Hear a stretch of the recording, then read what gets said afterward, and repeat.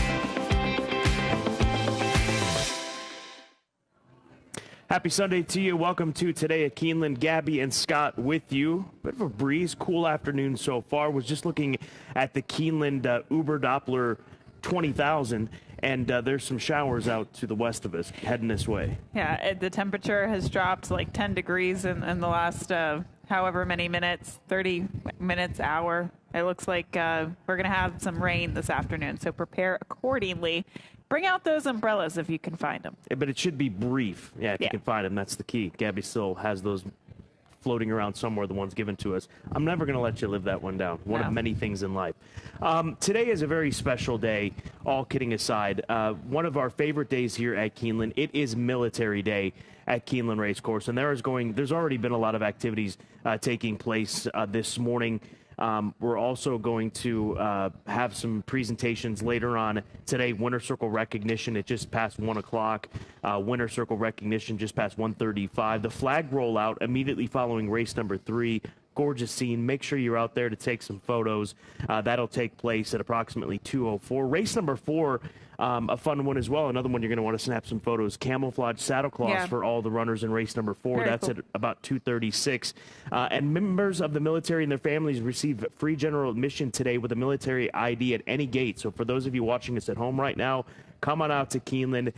Military and their families with your military ID. We're welcoming you in with open arms, and these patrons will receive an American flag sticker, which will give you access to sit in sections A and B. You've got lunch activities. That'll happen between now, already has begun, until 3 o'clock. So a lot going on. I'm not doing it justice with all the activities on Military Day, but it's a great day, and thank you more than anything, to all of those who have served. To the families and those that have served in the military. Just a few days before opening day at Keeneland, I had to go back to Maryland because we had a service for my grandmother. She was buried at Arlington National Cemetery. She didn't serve, but my grandfather served in World War II, Vietnam, and the Korean War. Wow. It was, and just going to a place like Arlington National Cemetery, I was very emotional when I first went there. Of course, I was emotional when we went the other day, but if you ever have an opportunity to go, I highly recommend it. It's incredible. I mean, it's very, I don't know what the word I'm searching for is, but it's a movable experience for sure. We went to D.C., not to continue with this, we went to D.C., took my 3 young daughters, and we went to the Vietnam Memorial, the Korean War Memorial, the World War II Memorial, and you want to talk about powerful, those will move you as well. So again, Military Day, thank you so much for your service, and we're so glad to have you and your families out here at Keeneland Racecourse on this Sunday. Let's take a look back at yesterday's racing. It was an 11-race card, 3 stakes races on the day. Barber Road picking up his first win in some time, out finishing Principe Doro. He was a clocker pick, and he was a good price, too. In the end, was he 5-2 or something like that? He was definitely second choice. I can't quite remember the final odds, but he finally gets through that A other than condition. Wesley Ward continues this role, Twilight Gleaming. I mean, he can't be stopped. How about the roll Stone Street's on? They won the Apple Blossom yesterday with Clarier. That was an incredible race. Just a battle between Secret Oath and Clarier. But here, First Mission won the Grade 3 Stone Street, Lexington. A little bit of an intimidating ride by Ortiz Jr. Louis Saez says, I'm not going to fall for that one. I'm just going to keep rolling, and winds up getting the win. And then in Italian Irad doing it out on the front end with one of the best female distaffers on the grass right now in the middle distance, mile to a mile and a 16th, maybe a mile and an eighth. And Peter Brandt, his wife Stephanie Seymour, out there celebrating. It was great to see them here. It's always great to see them here. And Chad Brown, his 6th win in the Grade 1. Jenny Wiley, that puts him 3rd with 4 wins. Brad Cox 1 ahead. Wesley 2 in front in the trainer standings. And then Tyler Gaffalione, Luis Saez, locking horns. Irad on their heels, 1 away. It's going to be close. It always is during the spring and fall meet. So we'll see how it all shakes out. And we have a very nice card to get to this afternoon, 9-race program. We'll take a look at those stakes races to kick things off as far as diving into the races. Before we do that, well, we're going to go to full card picks. See, I didn't jump the gun this time.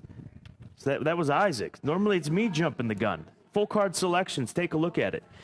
All right, we agree in the second race, third race, sixth race, and then we agree on the exacta, just different order, in the seventh race and the Palisades. I respect the favorite Key of Life in the Beaumont. I took a little bit of shot against her. I will talk more about that race in a minute, but she's going to be the heavy favorite in the featured event later. Download the Keeneland Race Day app. Also head to Keeneland.com/program for a free program each and every day, a free digital program you want to take advantage of, thanks to the customer forward mentality here at Keeneland Racecourse. Social media at Keeneland Racing, at Keeneland on Facebook, on Instagram at Keeneland, and at FanDuel TV on Twitter. And more than anything, download that FanDuel TV Plus app. It's on Roku, Amazon Fire TV, Apple TV. You'll have access to both FanDuel TV and FanDuel Racing, which would then give you access to Today at Keeneland if you don't have it at home. Let's go to WKYT for the Sunday weather. Hey there, race fans. WKYT meteorologist Shane Smith here, and we are seeing a little bit in the way of nastier weather. We had several days of nice weather over the last couple of days. Today, though, a few showers early during the races. Breezy conditions, gust upwards of 30 miles per hour today, and the clouds will be hanging thick, and the temperature is going to be dropping from the 60s into the mid-50s. So going to be a little bit cooler, and the track will definitely be on the damp side today, so take that into account. Hope you have a great day at the races and enjoy the day. And like I said, I'm just checking the Keeneland Doppler radar here because we've got our own Doppler radar. I don't know if folks are aware of that. It's breaking up just before it comes here, it looks like. So it's over in the Louisville area right now, just about an hour and change west of us. That's west. It's getting windy, though. It is getting windy. But hold on to your hats. We'll keep an eye on that. I don't think it's going to be a big deal, but I'm a positive person, as Gabby can back me up on that. Very true. Race number 8. It is the Beaumont Stakes presented by Keeneland Select. Grade 2 company, Key of Life, even money on the outside. And rightly so. Her races were very fast when she was here at Keeneland. She's undefeated 2 for 2 at Keeneland Racecourse. She won an allowance race. She backed that up with a huge victory in the Myrtlewood. She disappointed off the layoff in the Dixie Belle at Oaklawn on a sloppy track, muddy track, I should say, but she came back, bounced back in a big way to post her fastest figure ever last time out. Yeah, 109.4, one of the faster three-quarter miles that you'll see at Oaklawn Park. I promise you that. Let's take you back to it. She's my selection. I've got her on top of the 4 and 6 in the Beaumont Stakes. Key of Life, there she is. She turns for home with the advantage. When she has won her races, the 4 races that she has won, she has taken the lead around the turn. And Flavien Prat is riding her just for the second time. Flavien did not have her in that position in the muddy track and the Dixie Belle. So hopefully that pans out for her. And for those of you that are back in this filly, as I am today, 2 for 2 at Keeneland, the way that she bounced back was what was encouraging, because sometimes you see horses get discouraged, things start to go the wrong way. Not the case off of those 2 defeats for this filly. And Red Carpet Ready twirled, beat her in the Fern Creek at the end of last year. Red Carpet Ready came back, ran some big races at Gulfstream Park earlier this season. So Key of Life on top over the number 4s. Interpolate for the Klarovich Stables, winner of the Ruthless Stakes. She's got some lengths to make up on the favorite here today. And then Opus 42 for Arnaud Delacour. Just think Shea Pierre and what he was able to do in the Maker's Mark Mile. This horse cutting back in distance is going to be key. Blinkers being added. Mendelssohn filly. You can see why they routed her with that pedigree. But the cutback to this 7 furlong distance for Opus 42 should be a big move forward. You have no love for my horse, Stonewall Star. Let's go. You are a homer. Let's go. She's a New York bred. How is this a homer? Because she ran one time, twice in Laurel. All right, we'll take you to Laurel. I'll be very happy about this, where she won the wide country in an absolute romp. She won this race by 11 lengths. It was a field of 6. She found herself forwardly placed in that event and just drew away from the field. Now, when you look at the wide country and those who she faced in there, she was the big fish in a small pond. Today, she has to go against a horse like Key of Life, and she will be class tested. But at this distance of 7 furlongs, I don't know. Can she get the jump on Key of Life? Can she not? I don't know, but I do think that she'll be on the lead. Will she get a little pace pressure from Key of Life? We shall see. But in Luis Saez, I trust. He has been riding really well, really strongly as of late. So Stonewall Star, with the advantage of that inside post, I think goes, and see how long it can take her. And with Key of Life, I like her. Her lone, I thought one of her worst races was going 6.5 furlongs, and she has never been 7 furlongs. We see in the sprint division, so much can change with very limited distance changes from 5.5 to 6 to 6.5 to 7. Yep. And 7 furlongs is a specialist distance. So I wanted to lean for a better price on a horse that is proven at the distance. But if you want to be a big-time player in this division, 3-year-old filly, and obviously moving forward, 7 furlongs where you got to bring it. Totally. Test is at 7/8. Those where the grade 1s are. Breeders' Cup filly mare sprint is at 7/8 of a mile. So, and doesn't it seem like every year this time we see a horse coming over from Laurel with very similar form to this? It's always that springs to my mind when I don't know. when looking at this filly. She's a good one, and I'm not going to talk you off of anything that Louise Size is riding ever again. I'm not just talking here at Keeneland. I'm talking about the rest of my time on this earth. Here's Tom Leach for more on the feature. The Beaumont, presented by Keeneland Select, will feature Fun and Feisty, ridden by Brian Hernandez, and didn't run much on the synthetic, but that was the first off the layoff, and maybe didn't like that surface? Yeah, it was first off layoff. She was training down in New Orleans, and she was training right along, but then we sent her up to Turfway for the synthetic and gave her a try, and she just seemed to kind of struggle with it that day. And from also that day, you know, she broke from the outside, and she kind of bobbled a bit and caught herself a little. So she had a few different excuses, and now we're back here at Keeneland.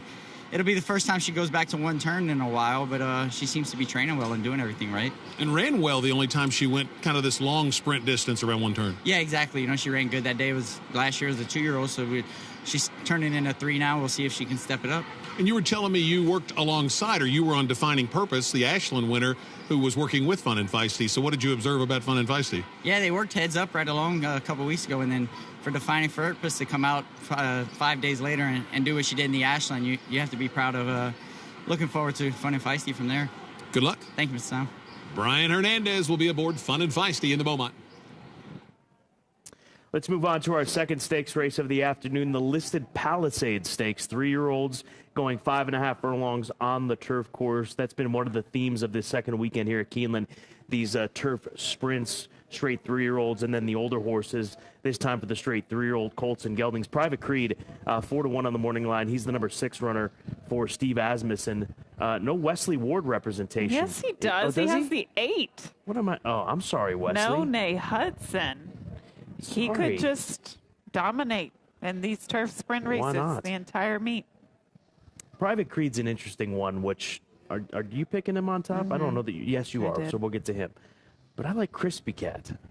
Tell me why. European pedigree. This is a horse that ran some big races last year at the age of 2, and he's taken the leap from the age of 2 to the age of 3. Last year, we were Royal Ascot with him in the Norfolk Stakes, where he finished 3rd, beaten 2 lengths to the Riddler, who sprang one of the biggest upsets in the history of Royal Ascot. He was like 150 to 1 or something. I bet crazy. him that day. No, you didn't.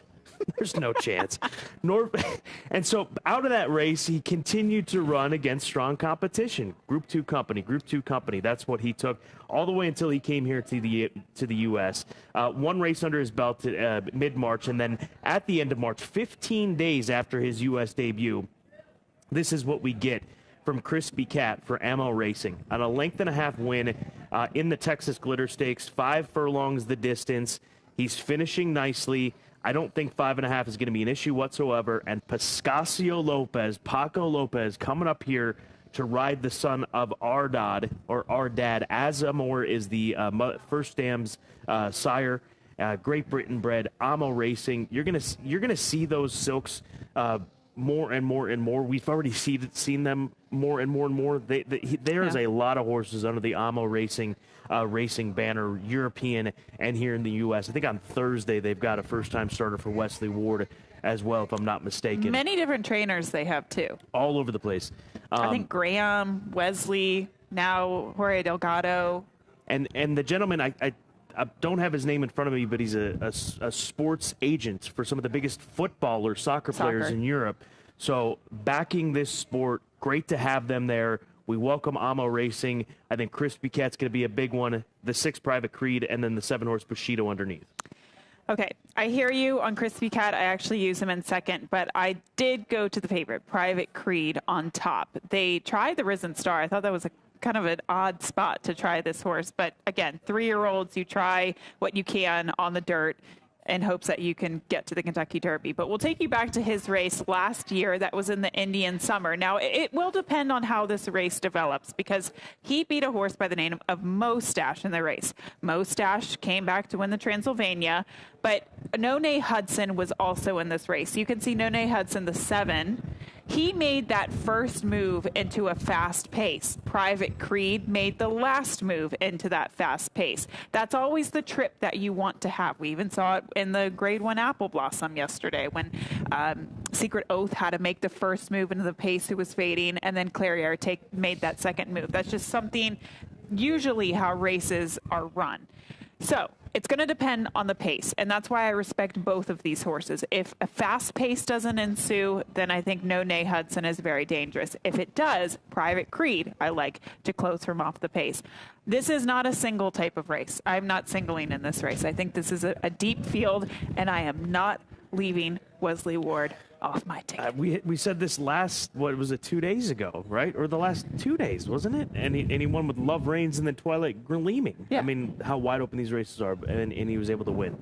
The thing with Private Creed, he's a big horse. I don't know if you remember last year when we saw him running at Keeneland. He's a big horse, so I can understand why they gave it a go on the dirt last time out. But we'll see if he can bounce back today. Joel Rosario back in town after that Grade 1 Apple Blossom success down at Oaklawn Park.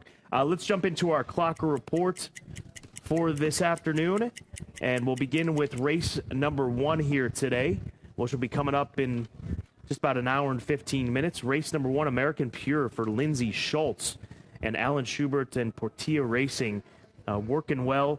4 furlongs and 47-2 distance fits. Sharp local breeze, top rider and drop in class. That's Joel Rosario. He's getting a lot of love this morning. And then Brighter Days Ahead. Did I get that right? Yeah, good job. Race 6.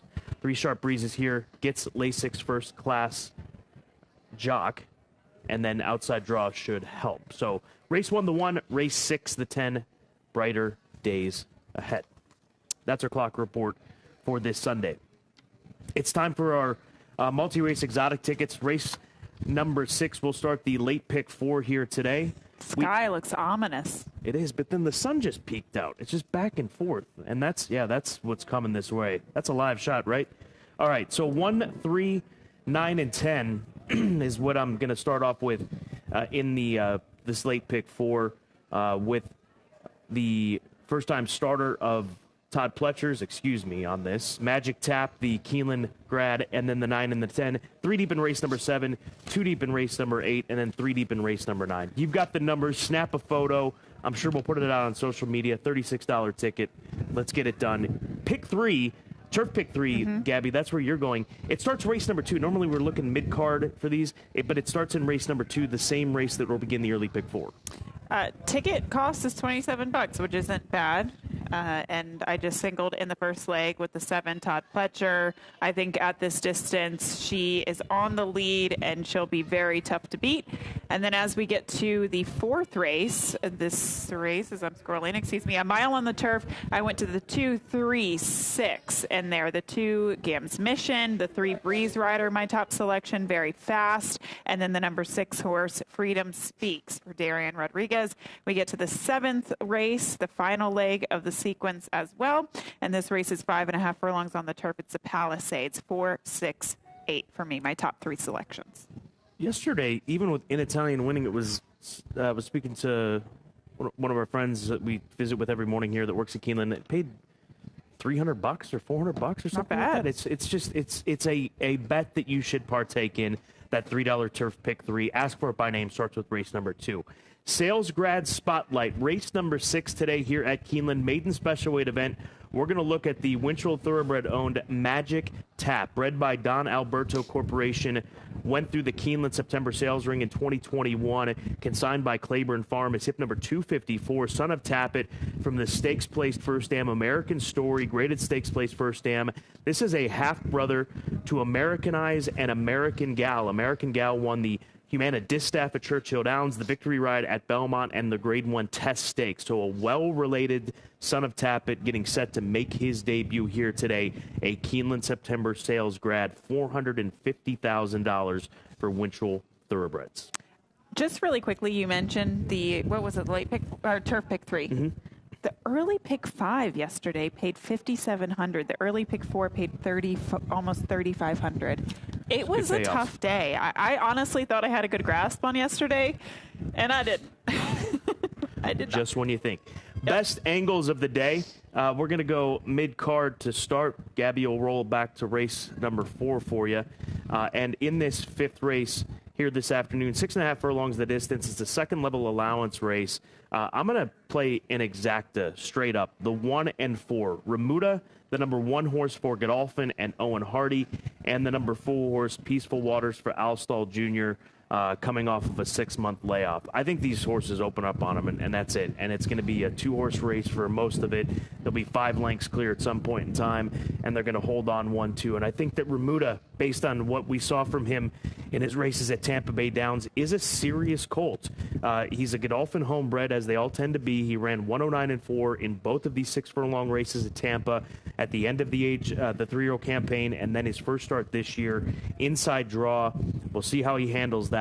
But he's got speed. He's going to use it. Remuda over the full horse, Peaceful Waters. He was beaten by Tejano Twist, a horse that I've loved since he was with Brett Calhoun. Now he's with Chris Hartman, who's a really, really nice sprinter. So I think that they hook up 1/4 in race number 5. Best angle of the day for me today, Keeneland. All right, I'm going to take us earlier in the card to the 4th race as it starts to get a little bit darker out here. This race, we have Bubble Rock as the 2-1 favorite. The number 5 horse, Brad Cox, Joelle Rosario as well. She hasn't raced since the Grade 2 Mrs. Revere, a mile and a 16th last time out at Churchill Downs. That was back in November. There are many horses in here that are coming off layoffs. Bubble Rock, Freedom Speaks, Henrietta Topham, Breeze Rider. Are all of these horses coming off? Every horse is coming off a layoff except the 2 Gams Mission. I just don't think there's a lot of pace in the race. The 2 horses that are the fastest, Bubble Rock and the 2 Gams Mission. And I'm going to ask you a question. When we're talking about speed, Joelle Rosario or E.T. Baird? E.T.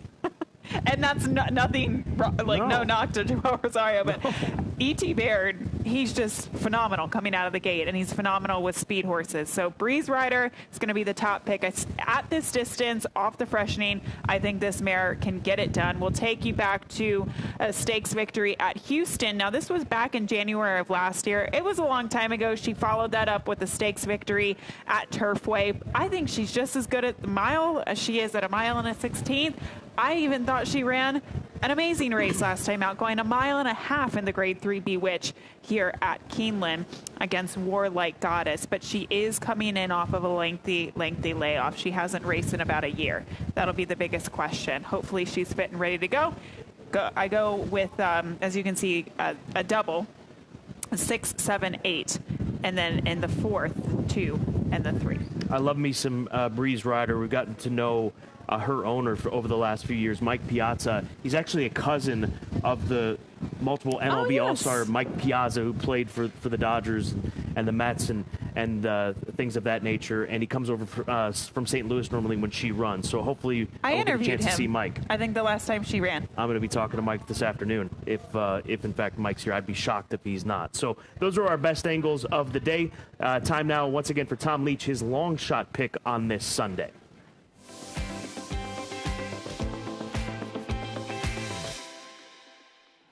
We go to the Palisades, and Gaslight Dancer is the long shot play on the Sunday card.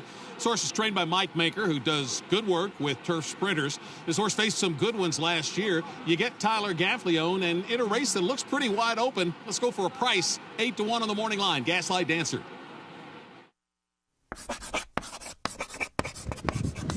Apparently there's a mercy rule in the side bet of the day because we're not even going to do one today because you're up 3-1. Did I win yesterday?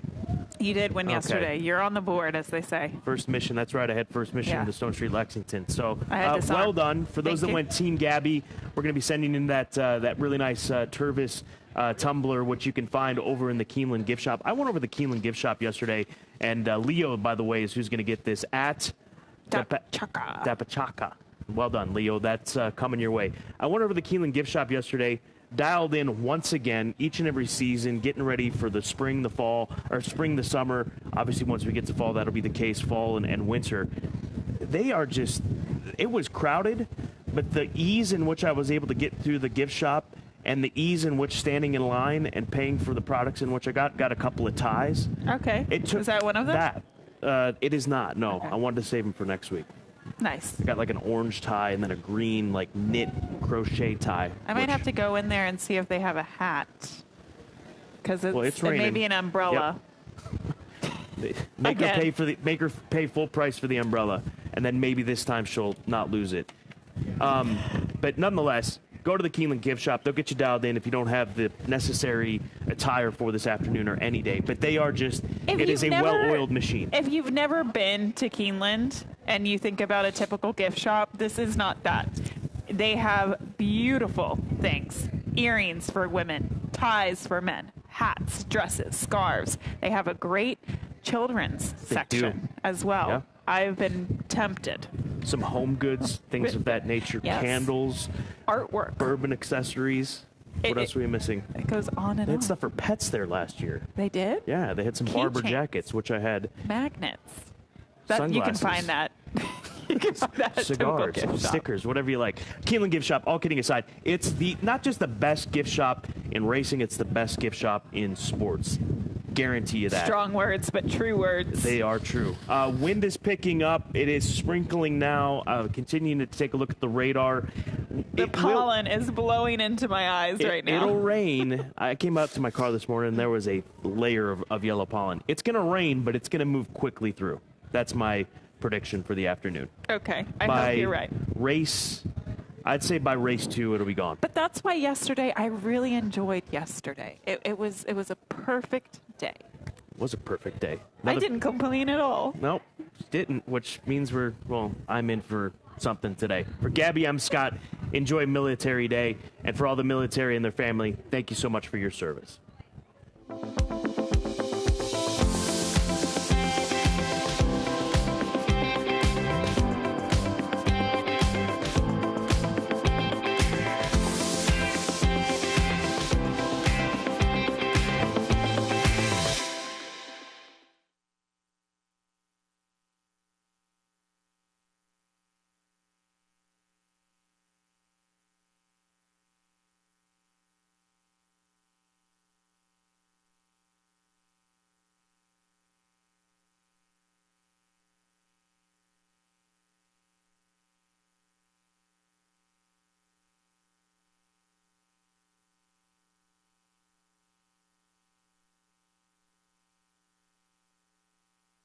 In this industry, timing is everything. Every moment counts. And this moment is yours to seize. Sell a hot runner. Find your next winner. Strengthen your stable. Sunday, April 30th at Keeneland, following the spring race meet. The April Selected Horses of Racing Age sale, a sales event to kick off Kentucky Derby week at the World's Marketplace. New Toyota Tundra is amazing. It's rugged and capable. Designed, engineered, and built right here in the USA. And Tundra is more powerful and more fuel efficient. The iForce Max hybrid powertrain delivers 437 horsepower. And with the multi-terrain select, no matter what the conditions are, it automatically adjusts the engine throttle and traction. While the crawl control modulates the throttle and brakes. When we say you can go anywhere and do anything, Tundra really means it. Yeah. Toyota. Let's go places. It's been 154 days. 5 long months. And now, the wait is over. Finally. Racing is back at Keeneland, April 7th through 28th.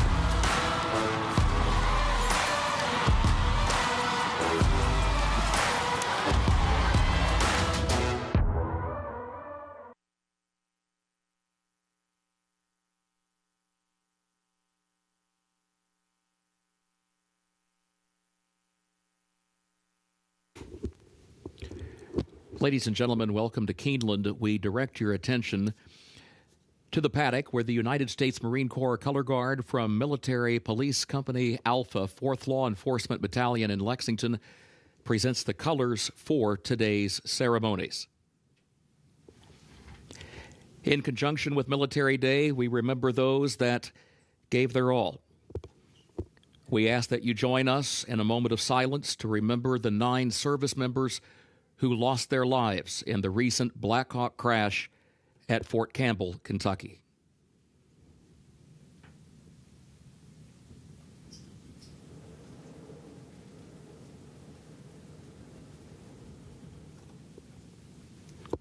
Thank you.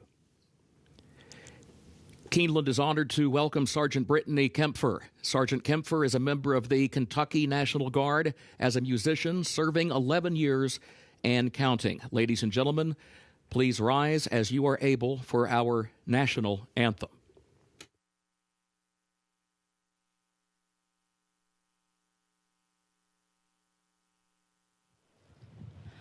Oh, say, can you see by the dawn's early light what so proudly we hailed at the twilight's last gleaming, whose broad stripes and bright stars through the perilous fight o'er the ramparts we watched were so gallantly streaming, and the rockets' red glare, the bombs bursting in air, gave proof through the night that our flag was still there.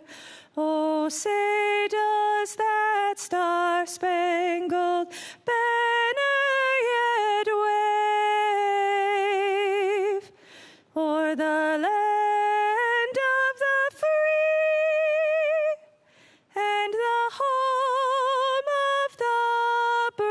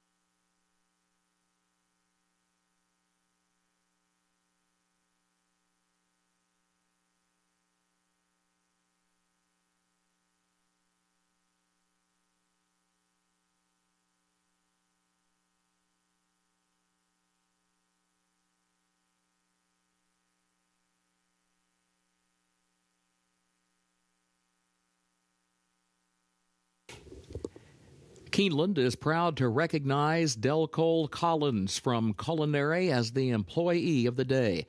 Congratulations, Del Cole.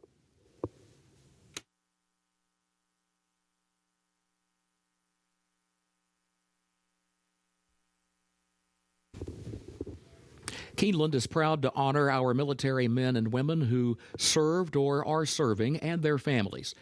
We welcome these families to join us in the North Terrace for lunch provided by Lexington Griffin Gate Marriott and children's activities from now until 3 p.m.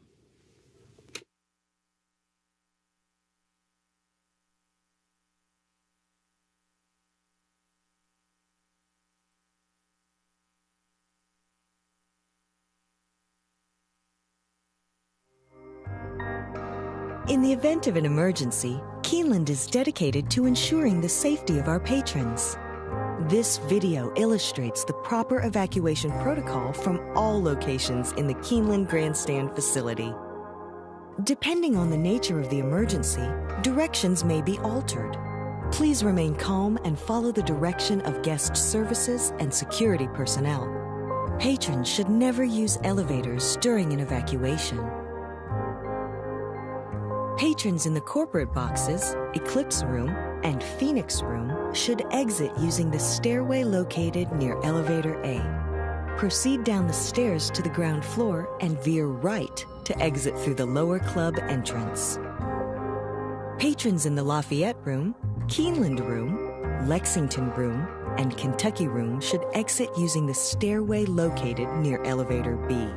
Proceed down the stairs to the ground floor and exit through the paddock area using the East Gate. Patrons in the third floor main clubhouse and clubhouse paddock dining rooms should exit using the stairway located near Elevator A. Proceed down the stairs to the ground floor and veer right to exit through the lower club entrance. Patrons in the Bluegrass Room and third floor ITW area should exit using the stairway located near Elevator B. Proceed down the stairs to the ground floor and exit through the paddock area using the East Gate. Patrons in the Finish Line Room and Green Room should exit using the stairway leading to the North Terrace. Proceed down the stairs to the second level and through the doors outside. Proceed down the stairs to the ground level and exit through the North Gate.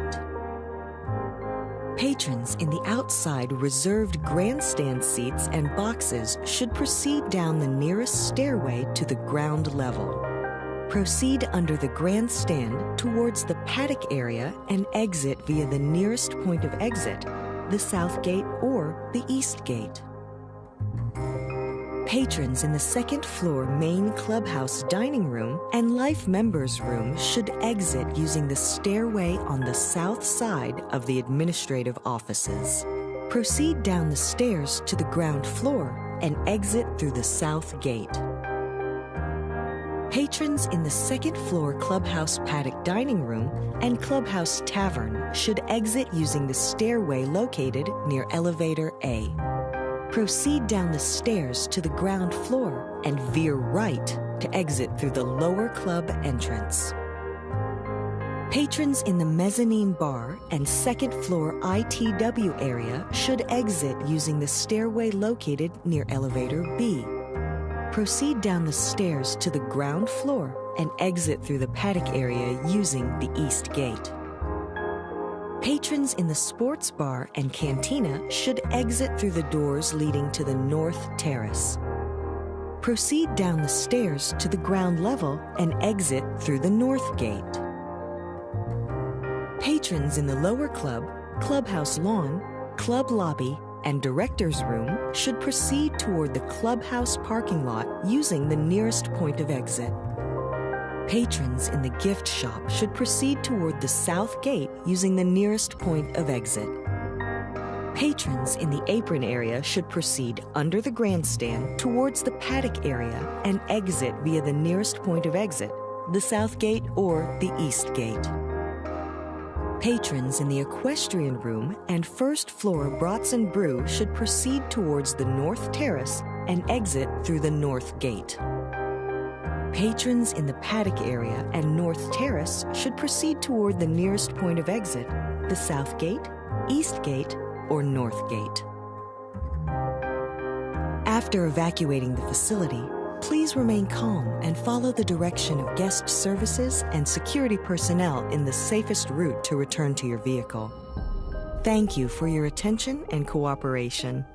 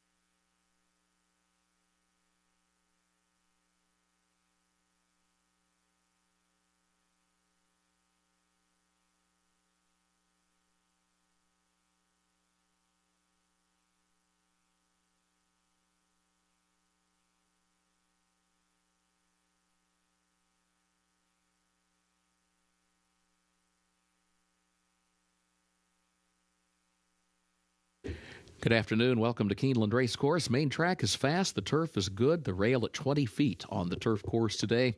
Time now for a look at the program changes beginning in the first race, where the first of the day's rolling doubles and pick threes and also the early pick five all begin. In that first race, jockey change on the 8, Pure Panic, Luan Machado, the jockey.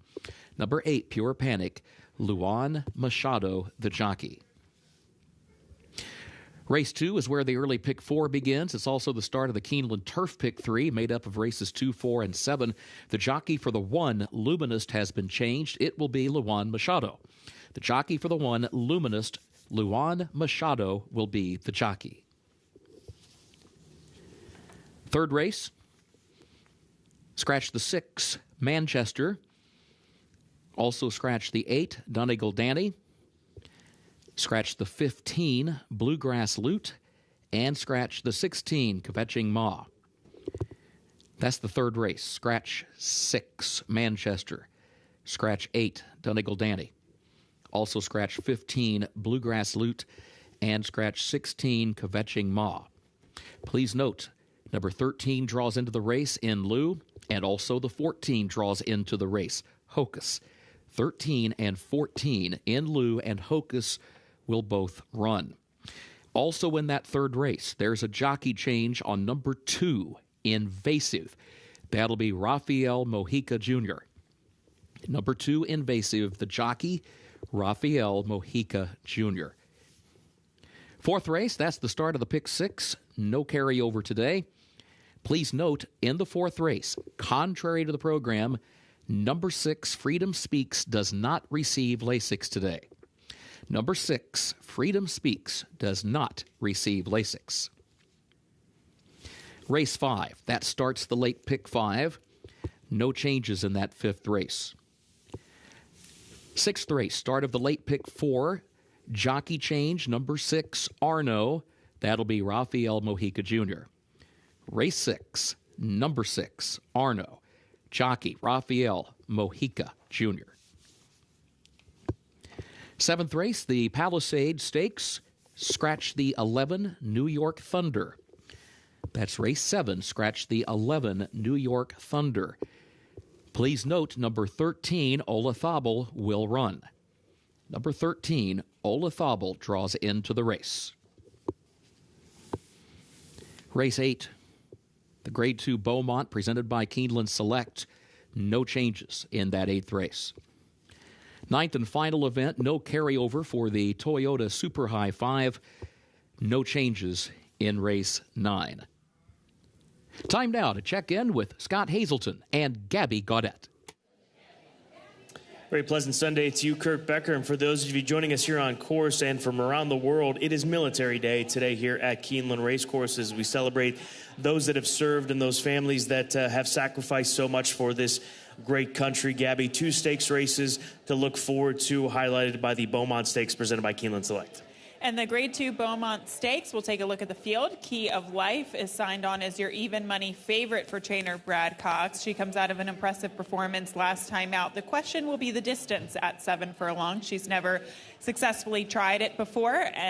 Looking towards the inside, the 3 Stonewall Star. She comes out of an impressive victory as well. It's a competitive field, but definitely the focus will be on Key of Life.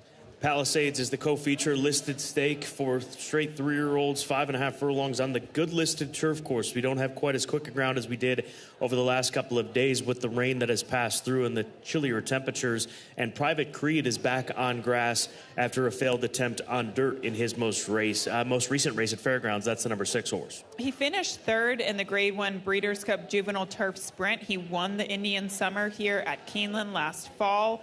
But you have to pay attention to the 8, No Nay Hudson, as Wesley Ward has been on an absolute tear and has taken all of the turf sprint stakes races thus far. Love reigns on Friday, Twilight gleaming yesterday. Will he do it again here this afternoon in the Palisade Stakes?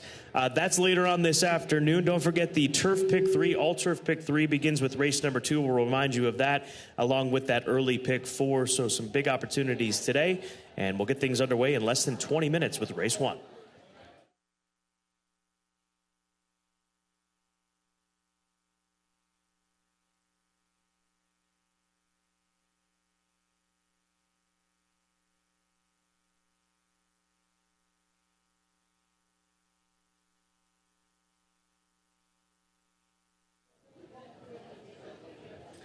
Into the paddock we go. There's American Pure for Lindsey Schultz. Was part of the conversation this morning on Today at Keeneland with the Clocker reports.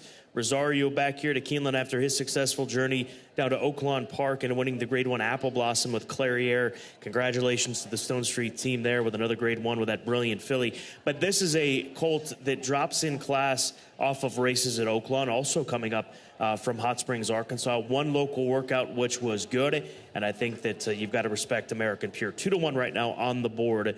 Hopefully can get some good position early on and doesn't get shuffled back. He has tried this distance once before in the past, right here at Keeneland, going 7 furlongs, and he finished a good second. He almost won that day.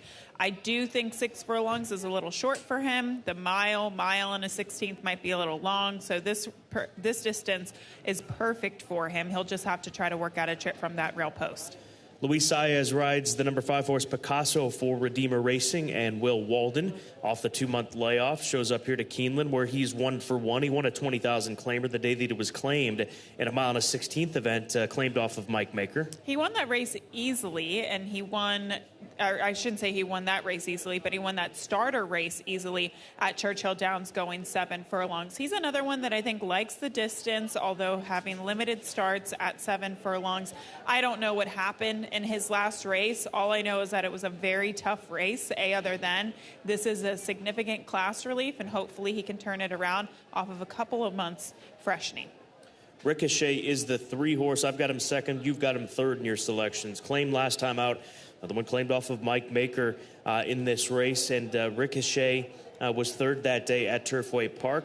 Claimed for $25,000, shows up for $25,000. People might look at that as a red flag. I don't see it being an issue showing up here for $25,000. I think it just puts him in a better spot to win.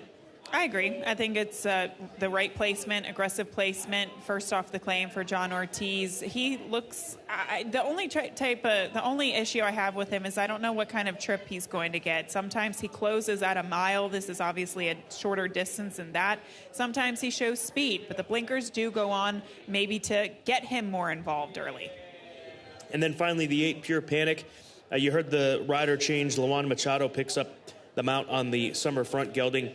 I think there's a good chance that he could be a pace factor in here. He's got to move over some paths if he breaks sharp, but watch out for him coming out of the starting gate today back on dirt. He's another one that was able to be on the lead going 21 and 4 opening quarter fractions, but then last time out, he didn't show anything last time. But he's dropping from 2 other than allowance company to the $25,000 tag today, and that drop is big.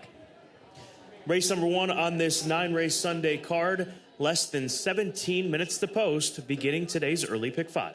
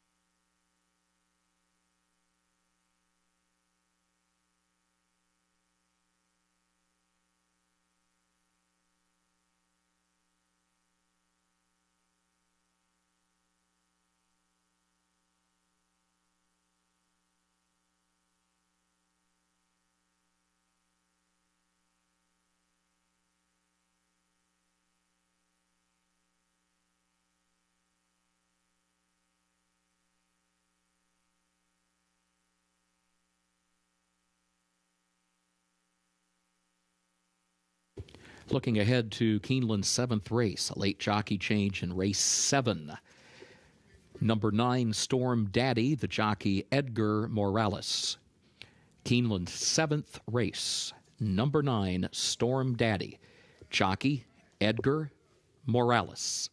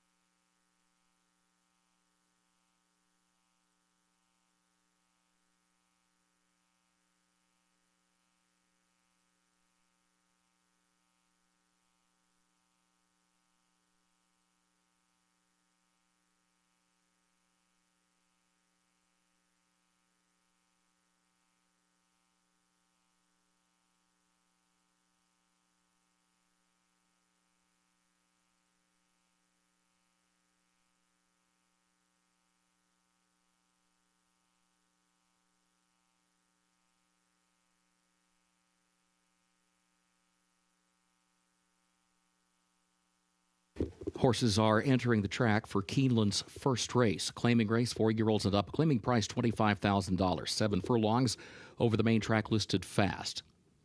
In this first race, a reminder, the jockey for the 8 Pure Panic, Luan Machado. 8 Pure Panic, Luan Machado, the jockey.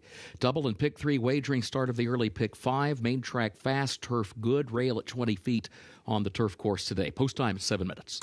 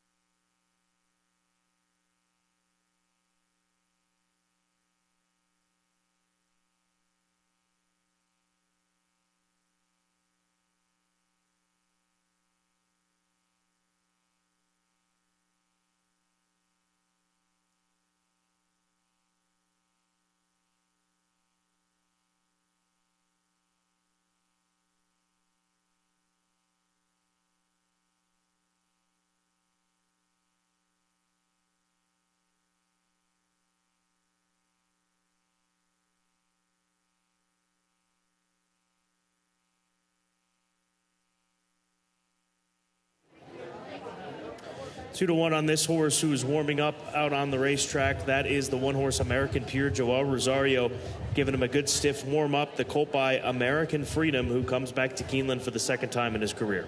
He looks great today, Scott. The drop in class, I think, will help turn his form around, but also just looks like a very strong colt on the track today. Very built up in his hindquarter, strong shoulder. It looks like he's coming into the race in top condition. C2 Success. We haven't had an opportunity to touch on him. Anchor down gelding Gaffleone for Mac Robertson. He's 5 for 17 lifetime. Just keep that in mind. His win percentage is awfully high, especially for this sport, thoroughbred horse racing. And he takes a big drop in class out of some tough allowance races at Oaklawn Park. Tough allowance races and also a really sloppy, goopy track. He probably wasn't a big fan of that surface, so he is a little bit of an unknown, especially at the price at 6-1. I just thought he made a really nice appearance. Looks like a fit horse on the track for Mac Robertson, so keep an eye on this horse, especially at the price. A couple of big good-looking grays in this race. The 8, Pure Panic, as well as the number 5 horse, Picasso for Redeemer Racing. Will Walden says that he thinks that maybe the ship to Laurel is just something that he didn't quite handle. He's had a steady work pattern, so perhaps just coming back here to Kentucky and staying home is going to be something that benefits this 7-year-old veteran, the son of Tappan. He has class. Like I said, he won that starter race at Churchill Downs last summer, which was pretty good. Maybe he just faced tough company last time out, and maybe he didn't handle the ship. So the 5 Picasso looking great on the track today. Another big pick 5 pool, $275,000 in the pool already, plus with less than 4 minutes to post. First of 9 today here at Keeneland coming up.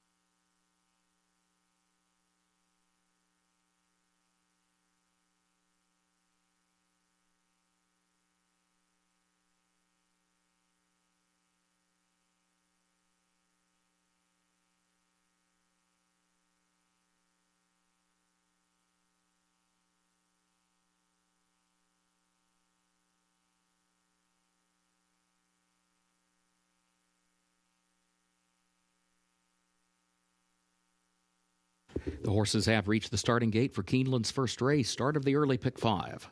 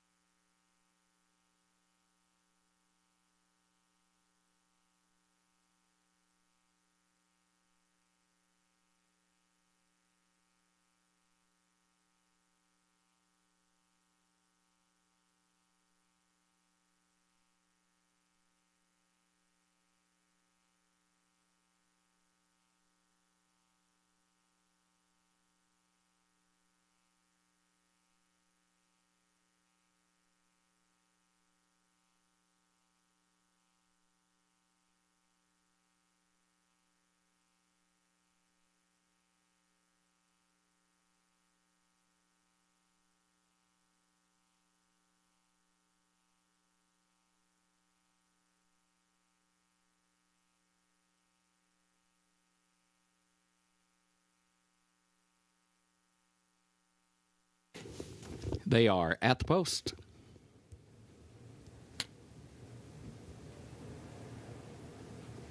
And they're off. There goes Surf and Turf out for the early lead. Pure Panic is right there in the opening strides at C to Success. C to Success moves up now to put ahead in front, heading up the backstretch. Pure Panic alongside in second. Then a break of just over 2 more lengths back to a scramble for third here early on. Masai Man is there to the outside. Beaver Hat moves up now between horses, third by just ahead. Surf and Turf is fifth down toward the inside. Further back, Picasso outward from the rail. He is running 4 lengths from the lead.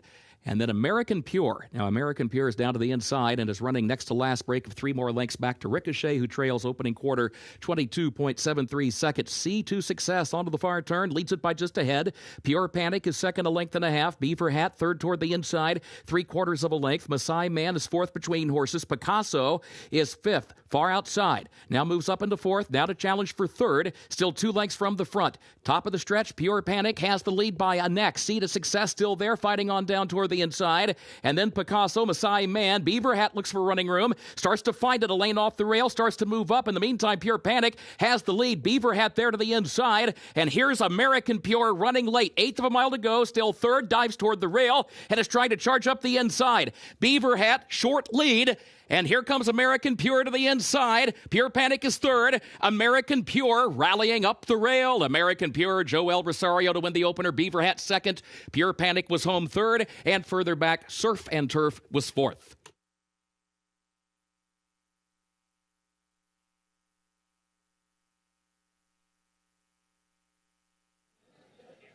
Watch out for Joel Rosario. He had a big day yesterday at Oaklawn Park, winning the Apple Blossom, and what a ride with American Pure. He had 1 beat down the backstretch. He followed the 5, Picasso. He allowed the 5 horse to go wide. He stayed back behind horses, waited for a hole to open up. It looked like it was going to come between the 4 and the 8, but then he adjusted, goes down to the rail, and pulls off this win. Brilliant ride by Joel, here to take the opener at 3-2 with American Pure.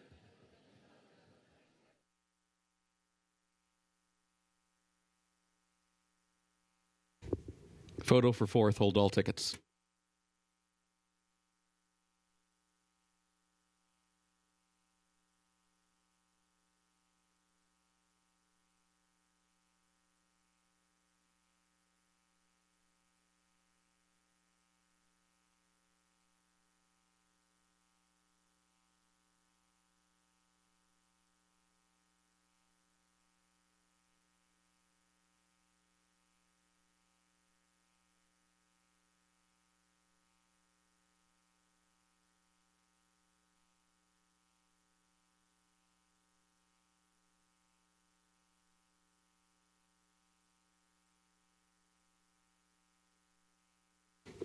The unofficial results of Keeneland's first race: number 1, American Pure, was first.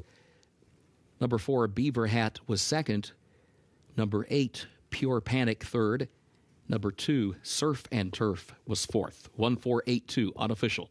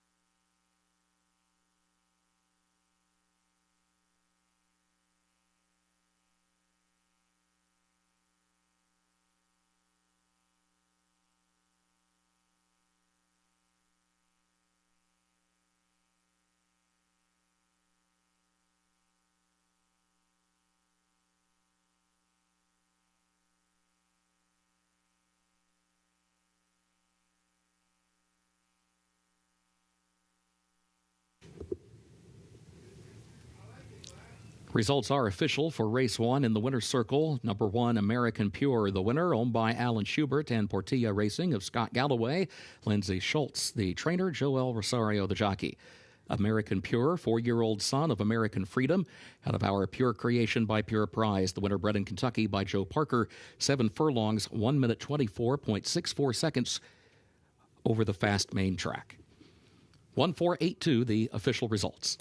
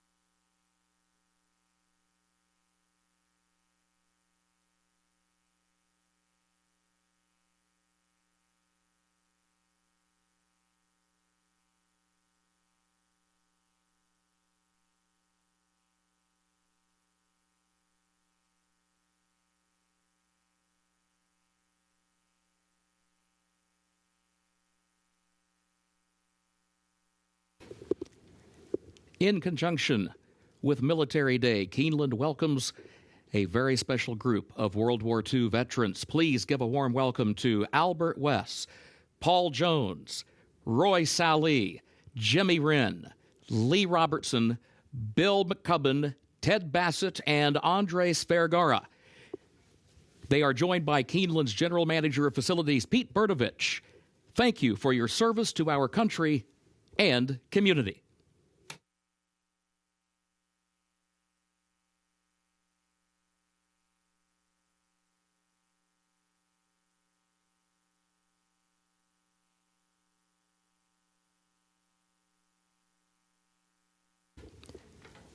Keeneland's second race upcoming.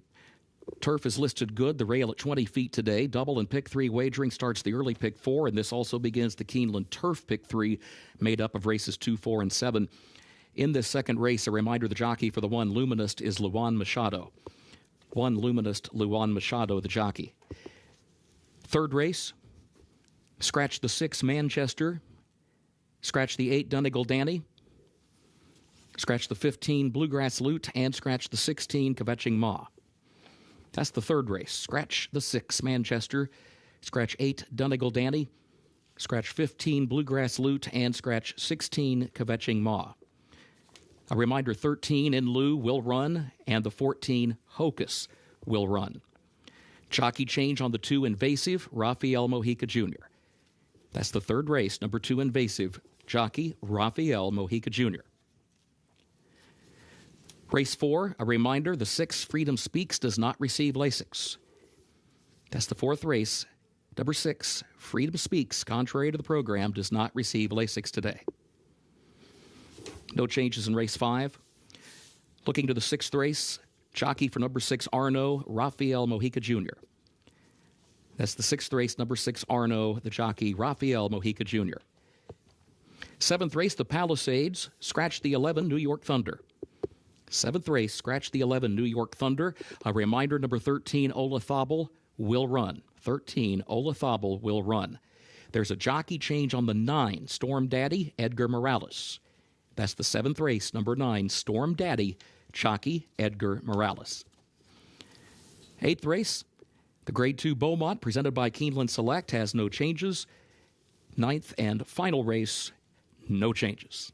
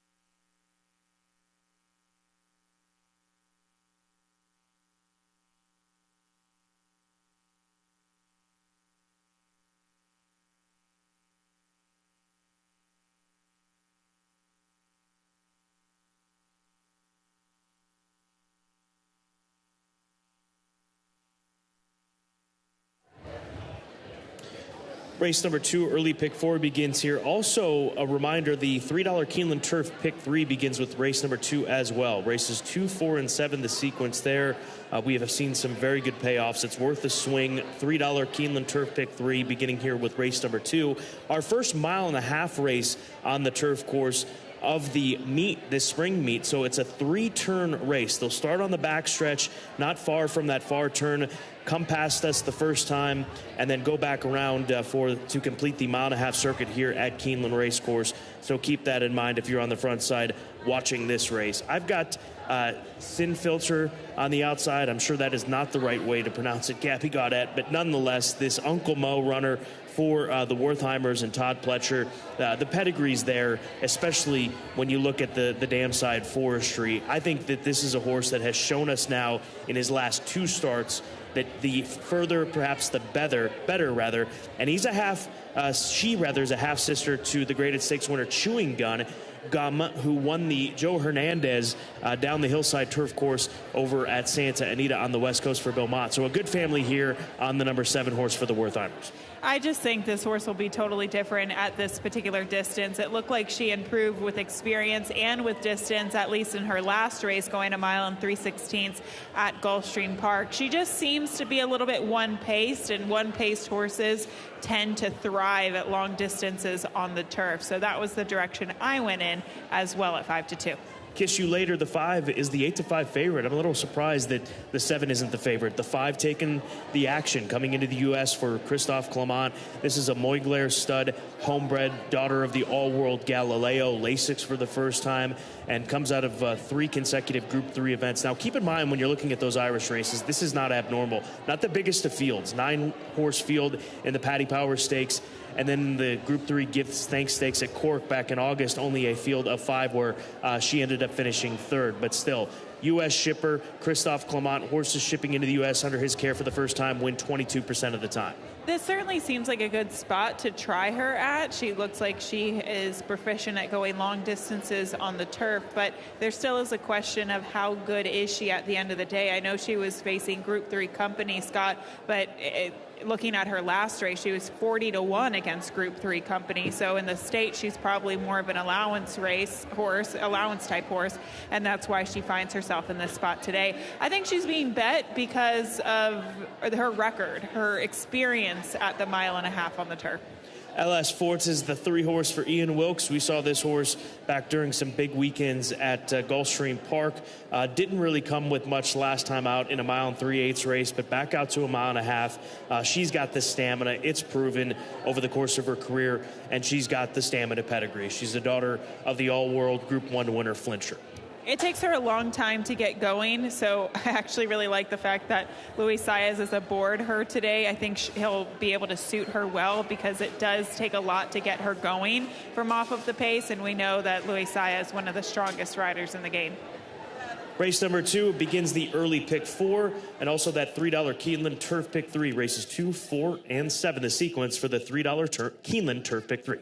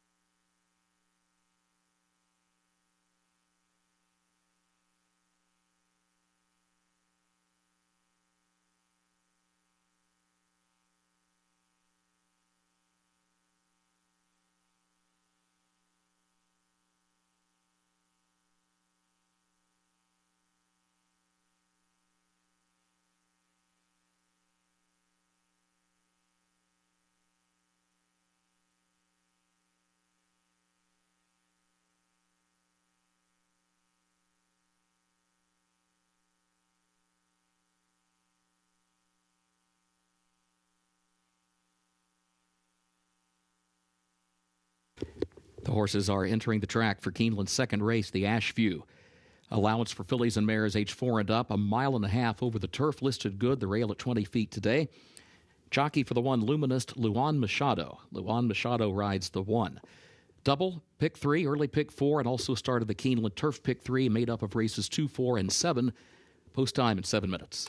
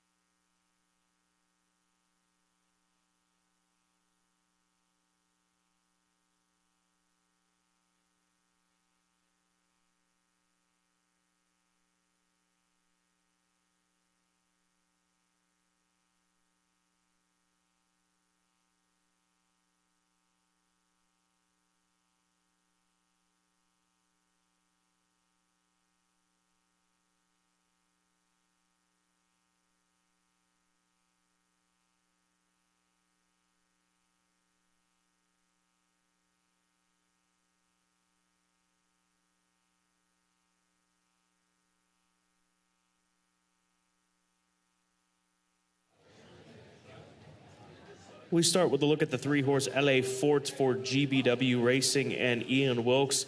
Just had a conversation with him about this mare. I actually had the chance to speak to him prior to that last race at Gulfstream Park, and he was pretty high on her opportunity there. He could not come up with a reason why she didn't fire in that race, and I asked him what your mindset was about Luis Saez. You, speaking of you, Gabby, with him needing to get her going. I said, does he need to pedal on her and get her going? He said, no, actually, she's got some decent speed, so wouldn't be surprised to see her sit close to the pace. So we'll see what happens with LA Fort.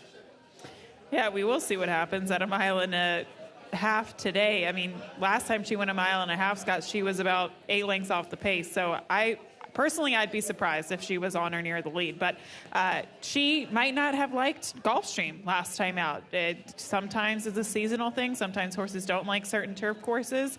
And we'll see if she can bounce back coming back to Keeneland at this distance.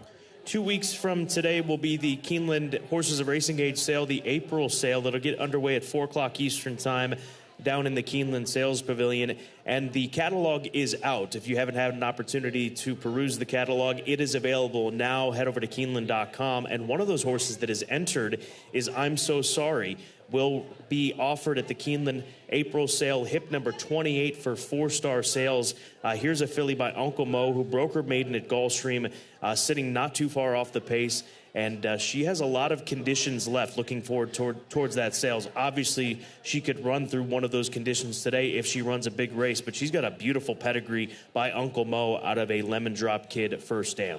And she's never even tried the dirt before in the past, Scott. That race that rained off the turf was actually on the synthetic down at Gulfstream back in last year. So there are plenty of options for this filly moving forward. She has the A other than condition, and she hasn't ever tried the dirt surface. Clearly, she's capable on the turf as well. That's why she finds herself in this spot. But, yeah, there's a lot of ways to go with this filly. And hip number 28 at the upcoming Keeneland April sale, I'm So Sorry, the number 4. There's the 5-horse Kiss You Later, holding strong as the favorite, just over the 7, 8-5. Race number 2 starts the early pick 4, as well as that ever so popular $3 Keeneland Turf pick 3.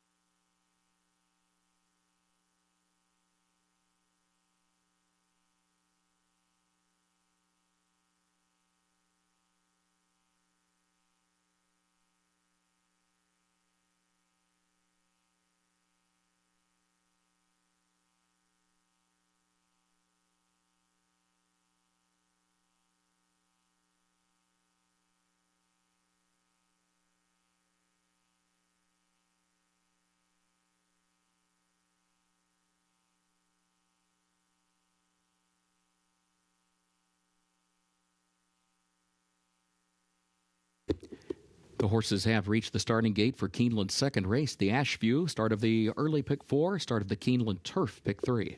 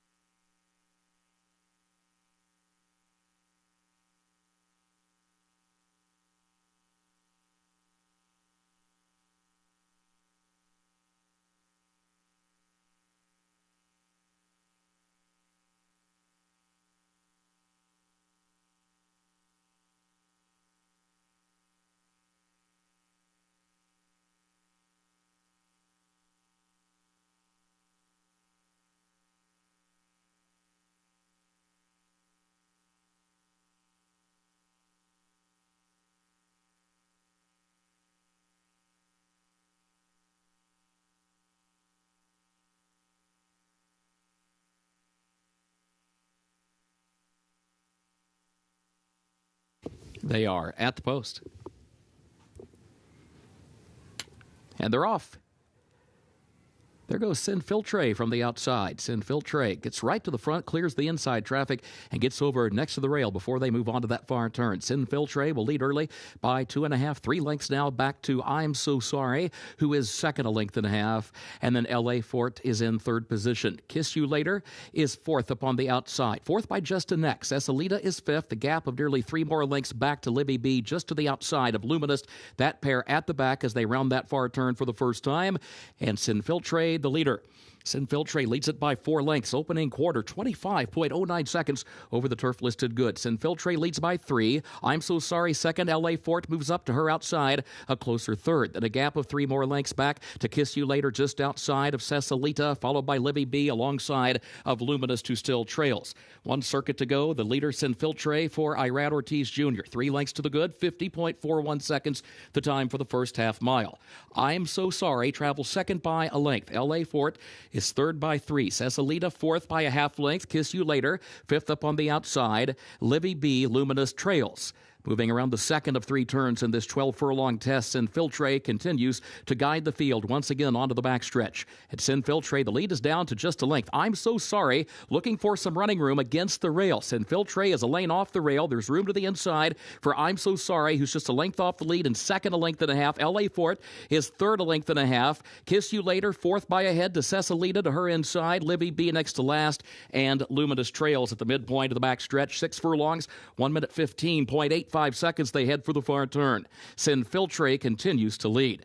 Sinfiltre leads it by a length and a half with I'm So Sorry, and then L.A. Fort second and third respectively. Once again, they start to bear down behind the leader onto the final turn. 2 more lengths. Kiss You Later is fourth, but she is still nearly 5 lengths from the lead. Cecilita has lost some ground back into fifth. Livy B sixth. Luminous is seventh, and Sinfiltre still the one to catch. She leads it by a length and a half to the top of the stretch. L.A. Fort is second a half length to the outside of I'm So Sorry, and Kiss You Later is in fourth position. Now here comes L.A. Fort chasing after Sinfiltre. Sinfiltre has been there leading since the start. L.A. Fort is still a length and a half, 2 lengths away. And Sinfiltre opens back up in the final 16th. Kiss You Later struggling with I'm So Sorry in a battle for third. Sinfiltre chased all the way by L.A. Fort. Sinfiltre to win it. L.A. Fort second, I'm So Sorry third. Kiss You Later was fourth.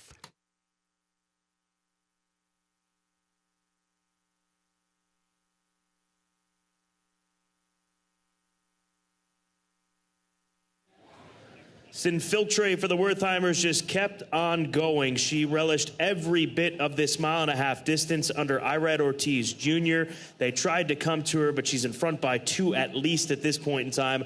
The daughter of Uncle Mo striking for Todd Pletcher. Yeah, she dug back in here. The 3, L.A. Fort, was trying to pass her deep in the stretch, but she found a little bit more to get up for the victory. Pace makes the race, especially in these 1.5 mile races. 7, 3, 4 across the board.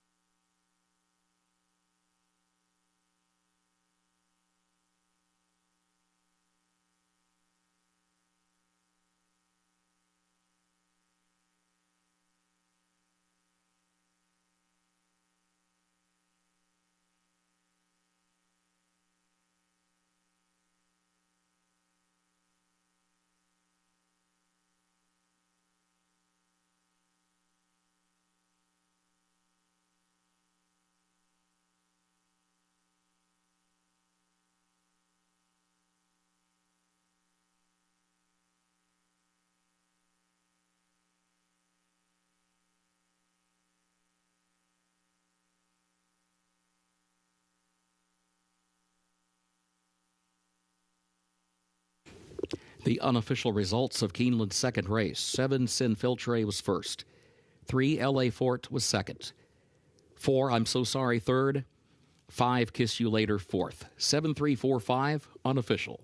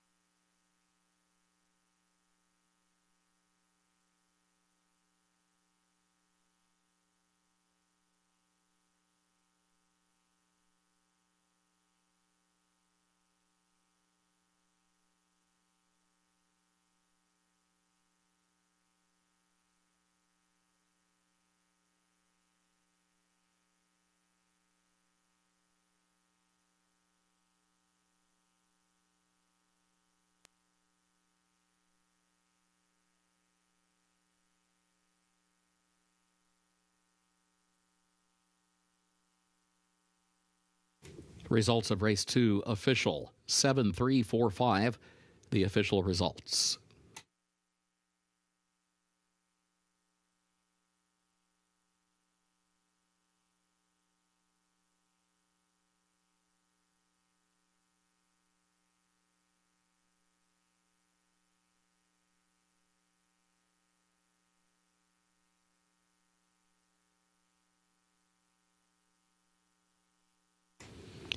In the winner's circle for race 2, the Ashview, the official winner, number 7, Sinfiltre, owned by Wertheimer and Frere of Alon and Gerard Wertheimer, trained by Todd Pletcher.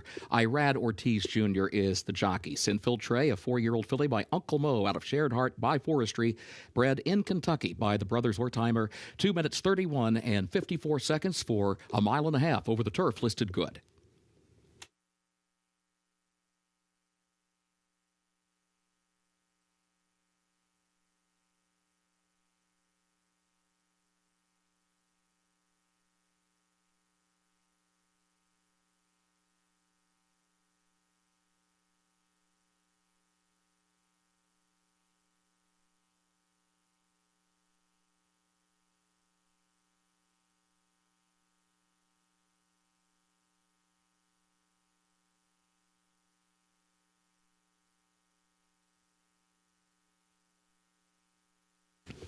In the winner's circle, the Ashview Trophy presentation to the connections of Sinfiltre.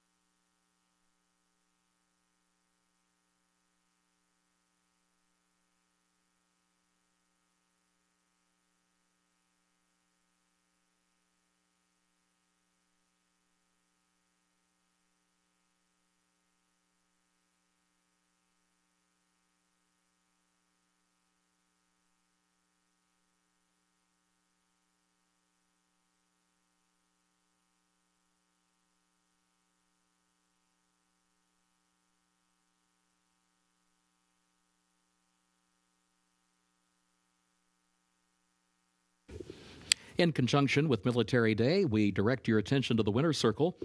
When cadets first enroll into an ROTC class, they have no military obligation. Contracted cadets are those who have entered into a contract and are committed to becoming an officer and serving in the U.S. Army. Contracting requires the cadet to meet specific academic, physical fitness, character, and medical requirements. Upon graduation, they enter the Army as a second lieutenant. Today, Keeneland is honored to welcome cadets Izzy Davis, Noah McGuire, John McDowell, and Olivia Langwasser as they take the oath for their next step in their military careers. Let's give these military members a big round of applause.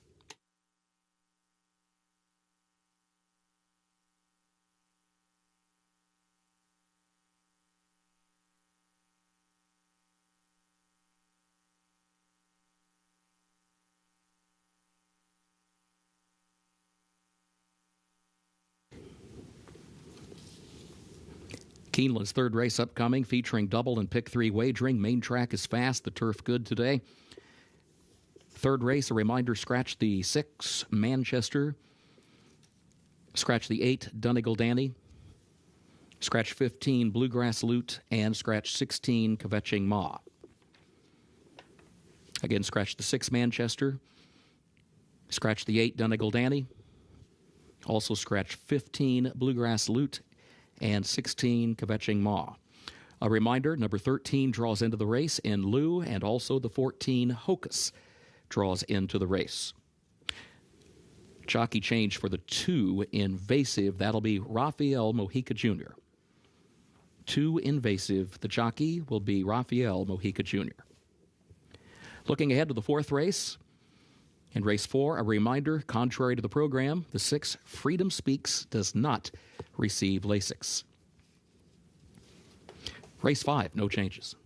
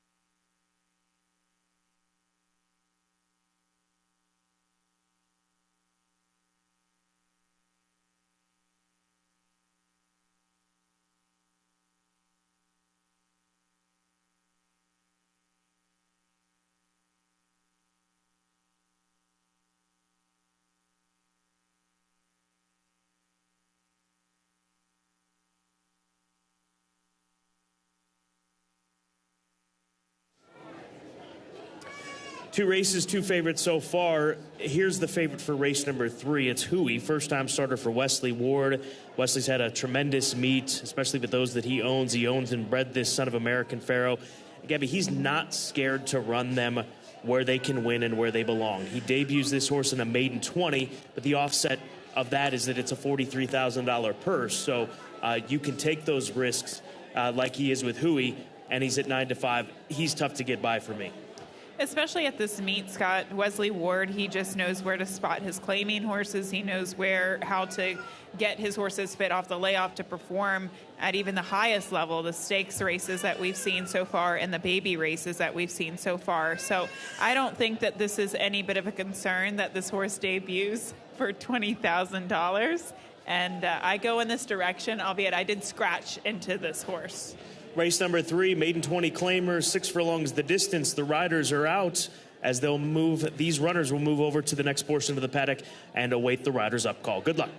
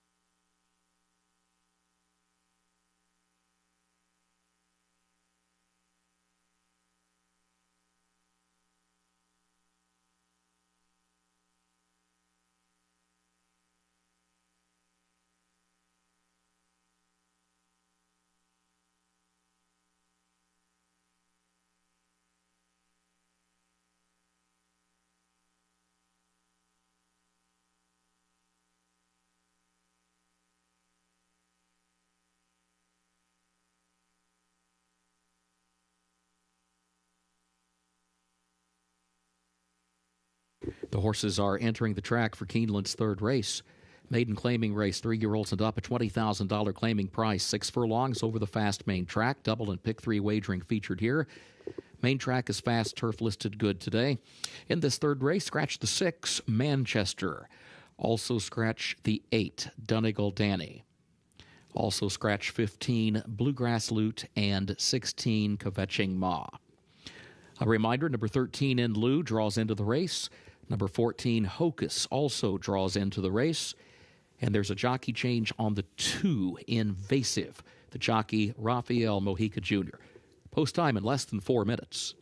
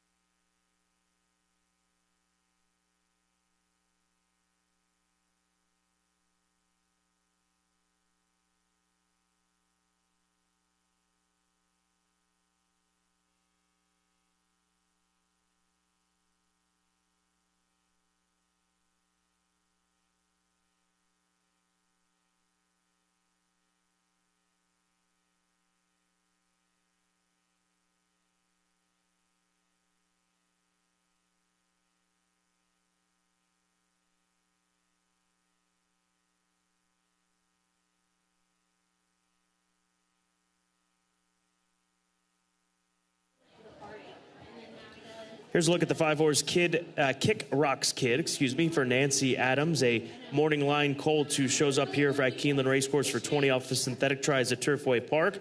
What did you see from this 4-year-old getting set for start 20 of his career? Yeah, I was just looking at them leaving the paddock today, Scott, and this horse just was very big in size. Now, he's stepping up in class, and that is obviously a concern as some of these horses are taking big steps down in class. But I just thought he really looked the part today. Huey's the 7-horse Wesley Ward owns, trains, bred. Mentioned you can find him out there in those black and gold silks. Jeffrey Sanchez takes the call. Asked him going to Jeffrey here and spreading around to different riders. He said Jeffrey is a good rider and how strong of a finisher he is. He actually said he won some races for Wesley over in France to Jeffrey Sanchez. So he gets the opportunity. He said he likes to go to Jeffrey when these horses are carrying a little bit more weight. This horse packs 125 pounds here today for the debut. So just a side note on Huey, the current favorite at 8-5. Let's go to the outside horse, the 13, In Lieu, who draws in off the also eligible for FAS Racing and trainer Jonathan Wong, who's looking for another win this week at Keeneland. Had a close to $100 winner a couple of days back. This a far cry from that. 2-1 is the second choice on the 13. He gets this horse for the first time. Joe Sharp trained him at least for his last race, claimed this horse for $15,000, and I just think he's a very consistent horse. Yes, he has that outermost post position today, and he was the beaten favorite last time out against maiden $30,000 company, but he has the right type of form to win a race like this, and he's on the board at 2-1. Race 3, just about post time.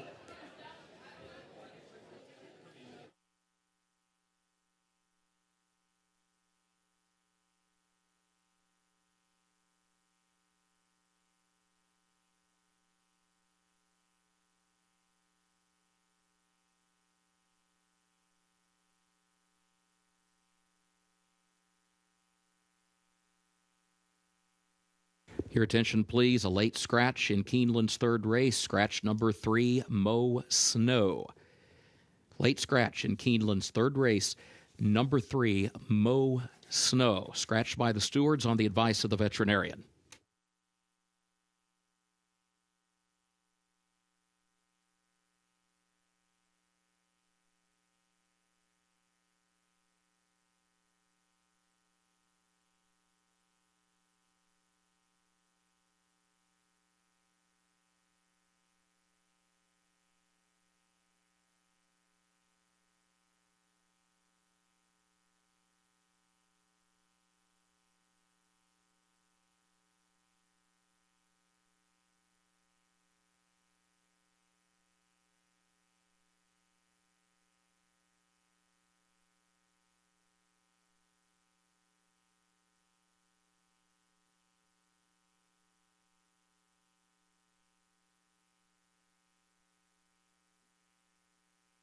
The horses have reached the starting gate for Keeneland's third race.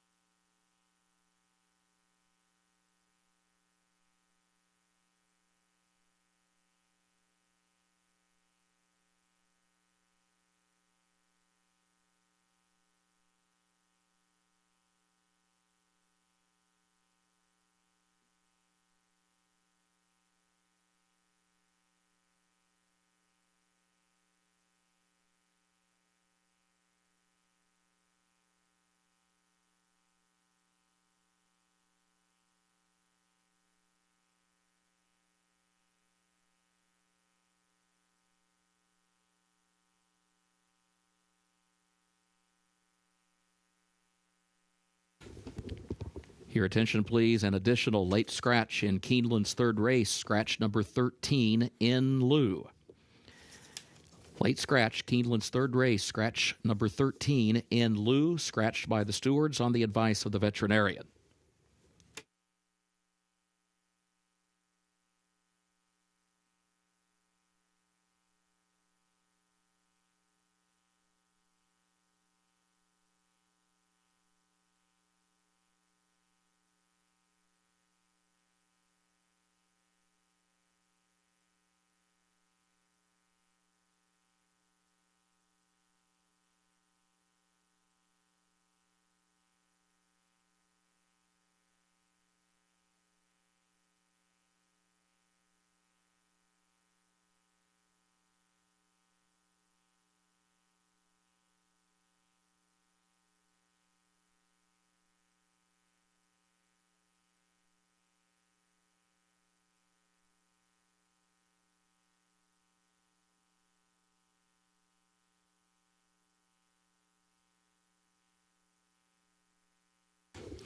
Horses are moving into line for race 3.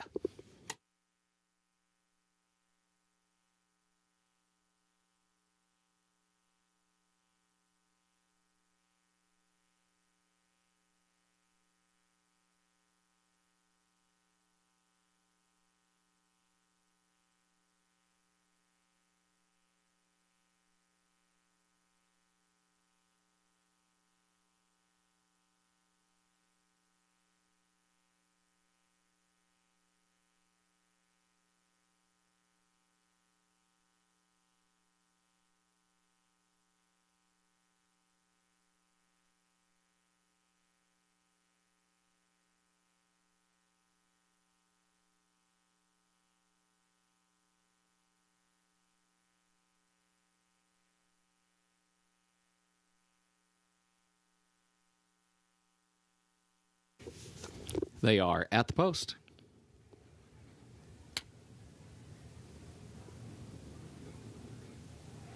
And they're off.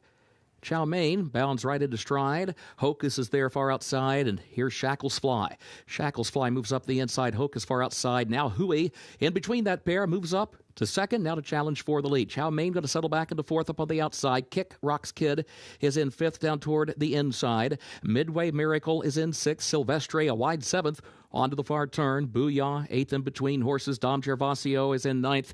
Invasive last of the 10, 22.86 seconds the time for the opening quarter. Hocus has the lead. 3 lengths clear around the far turn. Hui against the rail is second by 2. Chow Mein is third by just a half length. Midway Miracle is fourth. Kick Rocks Kid is fifth toward the inside, nearly 8 lengths off the lead. And then Silvestre as they turn for home. Hocus, the leader, by 3 lengths. Hui tries to take aim from second on the outside, and Chow Mein is in third. They're coming toward the 8th pole. Hocus in front, still leads it by 3.5 lengths. Hui second by a length. Chow Mein is third. Midway Miracle fourth. Silvestre is in fifth. Hocus still in front for Declan Cannon. 16th to go. Leads it by just over 3. Hui, then Chow Mein. Hocus to win it. Hui was home second. Chow Mein was third. Midway Miracle fourth.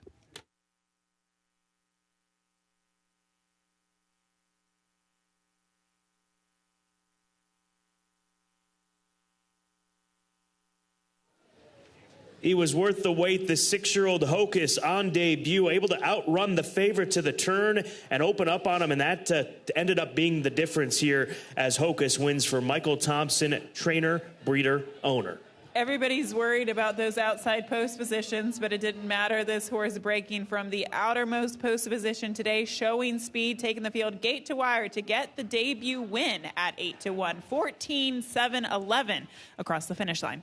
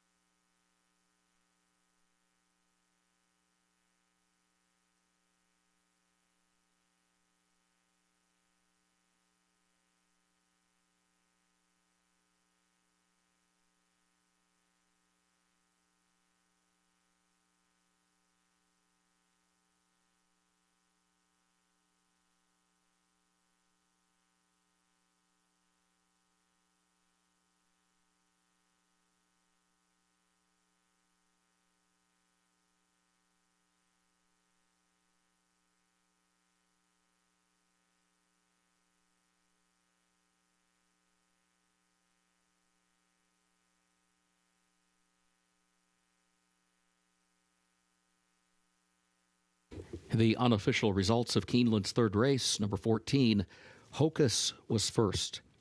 Number 7, Hui was second. The 11, Chow Mein was third. Number 10, Midway Miracle, fourth. 14, 7, 11, 10, unofficial.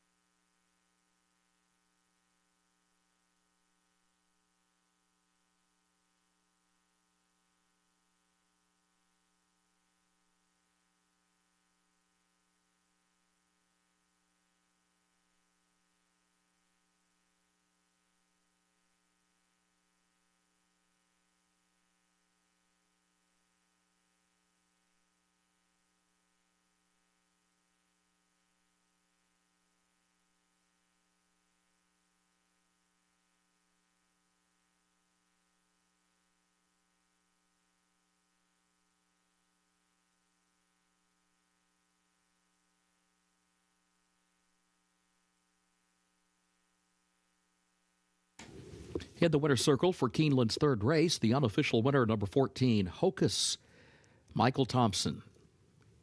Breeder, owner, trainer. Jockey, Declan Cannon. Hocus, a 6-year-old gelded son of Arch out of Irish Witch by Bernstein. Winner bred in Kentucky. 1 minute, 12.31 seconds. The time for the 6 furlongs over the fast main track, and the results are now official. 14, 7, 11, 10, the official results.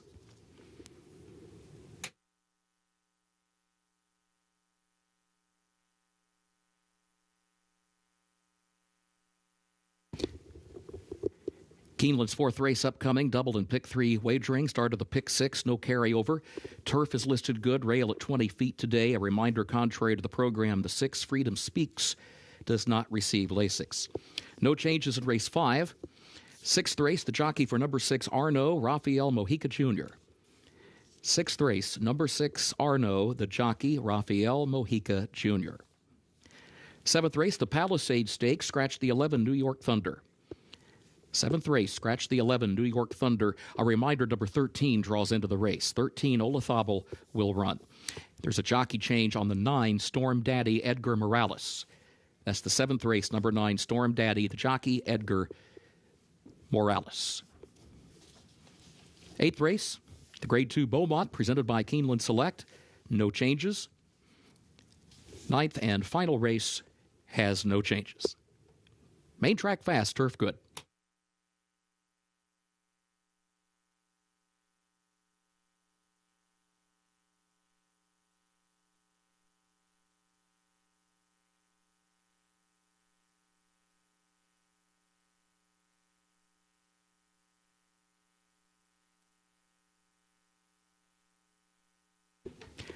Ladies and gentlemen, we direct your attention trackside for a special Military Day presentation. Today, Keeneland is proud to honor our military men and women and remember those that gave their all during their time of service. Keeneland extends a warm welcome to all active and veteran members of the military, along with their families who are joining us today. In tribute of this special day, Keeneland is pleased to have members of the Henry Clay High School JROTC for a presentation of the American flag.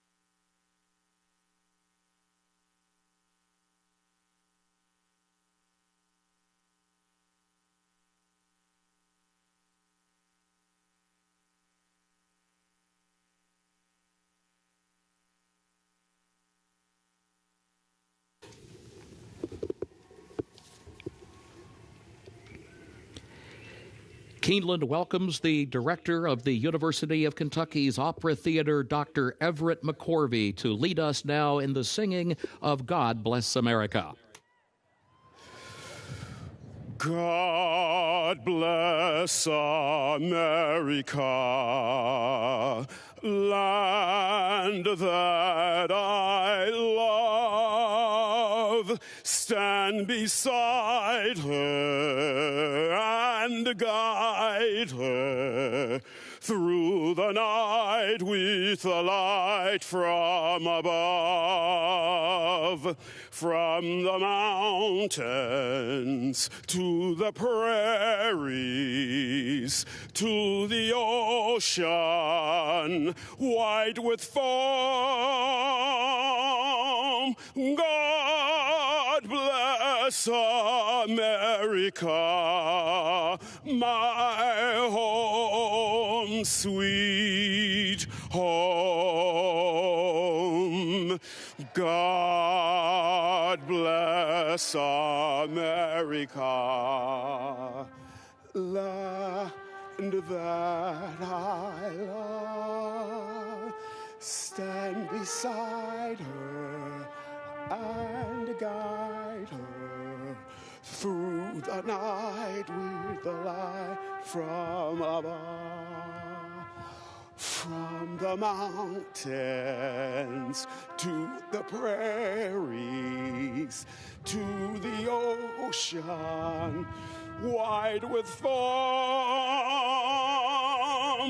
God bless America, my home, sweet home. God bless America, my home, sweet home.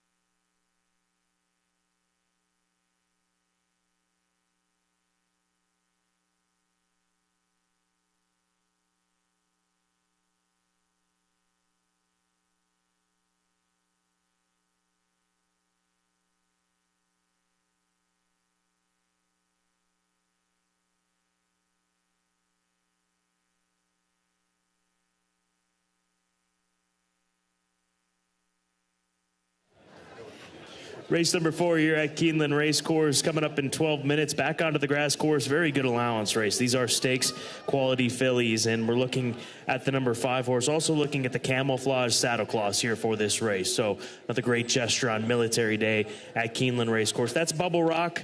For Brad Cox, Short Leaf Stable, filly by More Than Ready that was last seen 4 months ago winning the Grade 2 Mrs. Revere. She set the pace in the Grade 3 Valley View here at Keeneland back in the fall as well. Maybe the ground that might not suit her as well as it would have, say, yesterday or the day before, with as quick as it was and the front end speed that was working on the grass, but still got to respect her, like her. I've got her on top at odds of 5-2. A Grade 2 winner, multiple stakes winner as well, Grade 3 winner. She has done well from the beginning of her career, even through until now. She is just a very consistent filly, Scott. She'll be forwardly placed.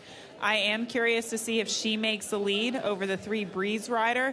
That was the difference maker for me. I just wanted a horse to be on the lead, and we'll see if she's there or if she has to stalk the pace. Let's go to Breeze Rider, the 3 horse. We've seen her here in the past. She's a very good mare. She's run 29 times. She's won nearly half of them, 13 victories from those 29 starts. She ran in the Bewitch in her most recent start close to a year ago. But E.T. Baird, as we've talked about so many times here at Keeneland, he's so good with front-end horses, and this is a mare that will have herself up close early on. Hard to knock a horse that has 13 career victories and 29 starts. She always shows up, even last time out in the Grade 3 Bewitch. I know that was a long time ago. It was last April here at Keeneland.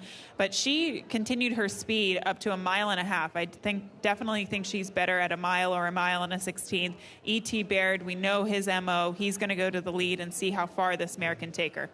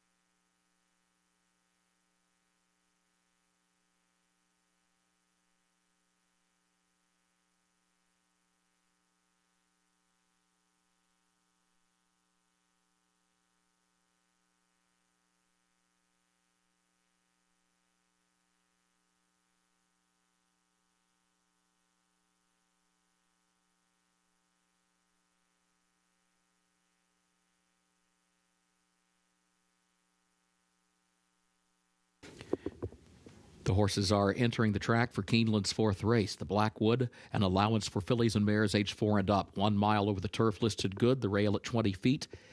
Contrary to the program, the 6 Freedom Speaks does not receive Lasix today. Double, pick 3, and start of the pick 6. No carryover for the pick 6. Main track is fast, turf is good, 6 minutes until post.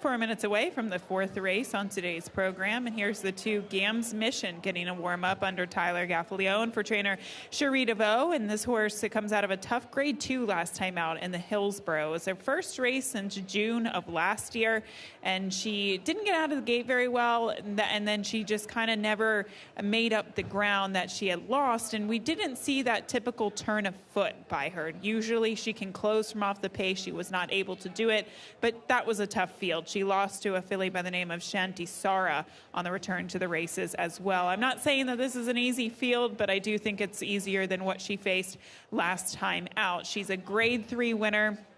She, multiple grade 3 winner, I should say.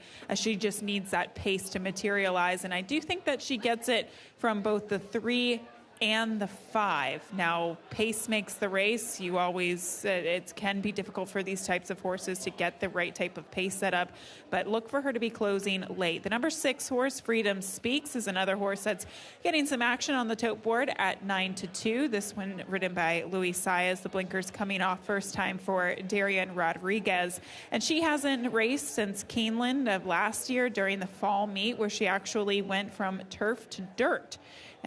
Running in the grade 2 Raven Run. The distance is certainly the question for her.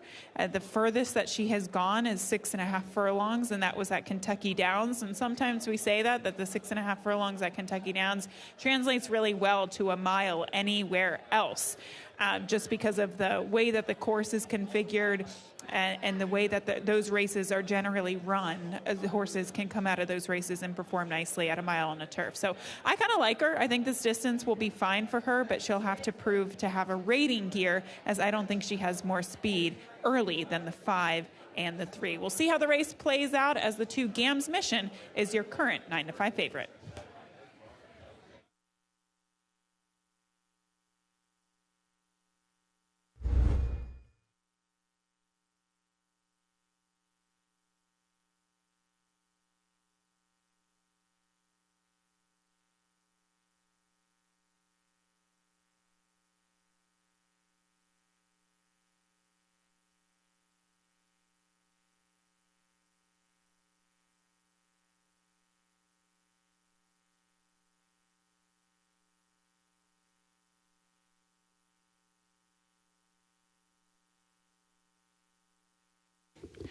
The horses have reached the starting gate for Keeneland's 4th race, the Blackwood, start of the Pick 6.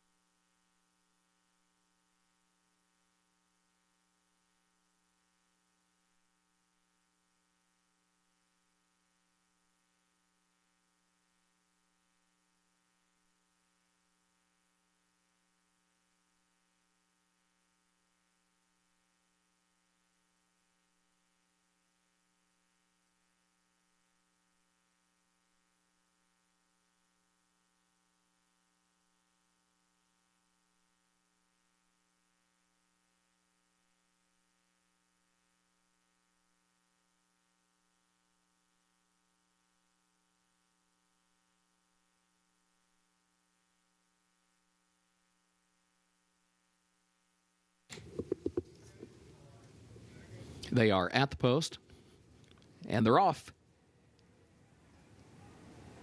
There goes Breeze Rider along with Bubble Rock. Bubble Rock moves up to put a head in front from Breeze Rider, who's there to the inside. Freedom Speaks comes away running in 3rd. Lady Hideaway is 4th. Gams Mission, Henrietta Topham at the back as they head down into the first turn. Bubble Rock the leader. Bubble Rock clears the inside traffic, gets to the rail by the midway point of the first turn, opens up on a 3-length lead. Breeze Rider settles back into 2nd by just a length. And then Freedom Speaks is 3rd, a lane off the rail, 3rd by a length and a half. Lady Hideaway 4th. As they head up the back stretch, Henrietta Topham, Gams Mission, is last and is running 6 lengths from the lead. Opening quarter, 23.56 seconds. Back up front, Bubble Rock the leader. Midpoint of the back stretch, and Bubble Rock is leading it by 4 lengths now as they head for the far turn. Breeze Rider in 2nd, 3/4 of a length. And then Freedom Speaks 3rd up on the outside. Lady Hideaway back toward the rail. Henrietta Topham alongside of her, and Gams Mission is last. Now the field starts to bunch up behind the leader, 5 lengths front to back, but it is still Bubble Rock in front after an opening half mile in 48.11 seconds. Breeze Rider is trying to slide off the rail from between horses in 2nd, a length and a half off the lead. Freedom Speaks is 3rd up on the outside. Then a gap of 3, Henrietta Topham. Lady Hideaway next to last. Gams Mission wide at the back, 5 from the lead. Bubble Rock the leader. Gams Mission is setting sail down the center of the course. Freedom Speaks is there in 3rd. Lady Hideaway is in 4th. Now Bubble Rock still has the lead. Gams Mission needs to find more, find it quickly. Gams Mission right alongside of Bubble Rock. Gams Mission and Bubble Rock. These two heads bobbing down to the line. Gams Mission gets up by a head for Tyler Gaffalione.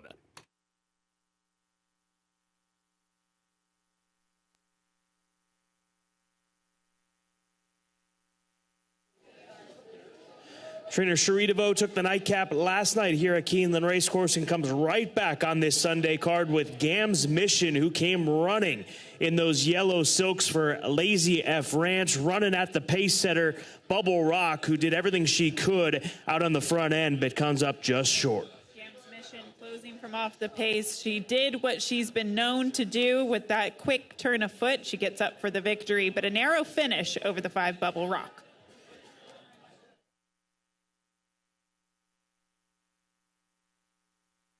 Photo for the win. Hold all tickets.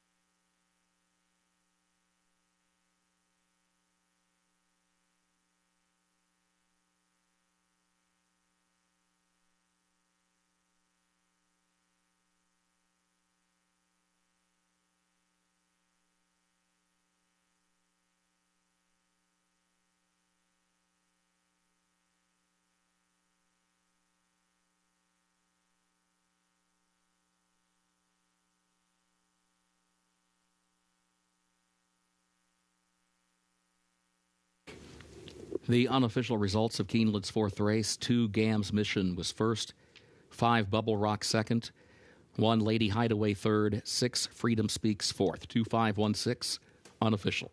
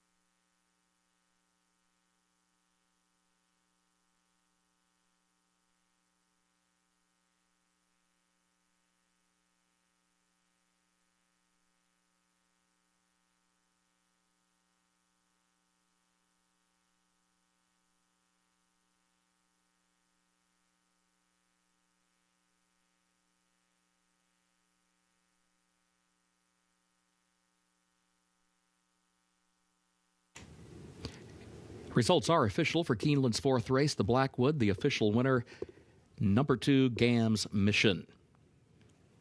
Owned by Lazy F Ranch of Cornelia Corbett, trained by Cherie DeVoe. Tyler Gaffalione, the jockey. Gams Mission, 5-year-old daughter of Noble Mission out of Auntie Martha by War Pass. Winner bred in Kentucky by Lazy F Ranch, 1 mile over the turf, listed good, 1 minute 36.34 seconds.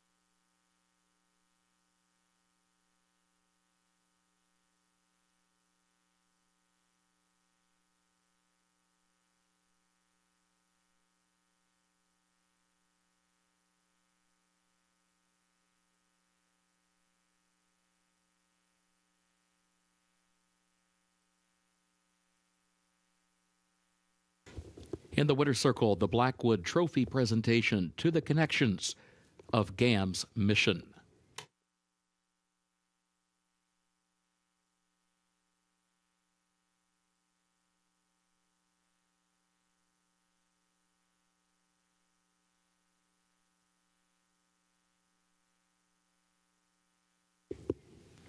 Keeneland's fifth race upcoming, double and pick 3 wagering, also start of the late pick 5. Main track is fast, turf is good today. No changes in this fifth event. Looking ahead to race 6, a reminder, 6th race, number 6, Arno, the jockey, Rafael Mojica Jr. 6th race, number 6, Arno, Rafael Mojica Jr. 7th race, the Palisades, scratch 11, New York Thunder. That's the 7th race. Scratch the 11, New York Thunder. A reminder, number 13, Olazabal draws into the race. 13, Olazabal will run. Jockey change on the 9, Storm Daddy, Edgar Morales. That's the 7th race, number 9, Storm Daddy, the jockey, Edgar Morales. 8th race, The Beaumont, presented by Keeneland Select, no changes. Ninth and final race has no changes.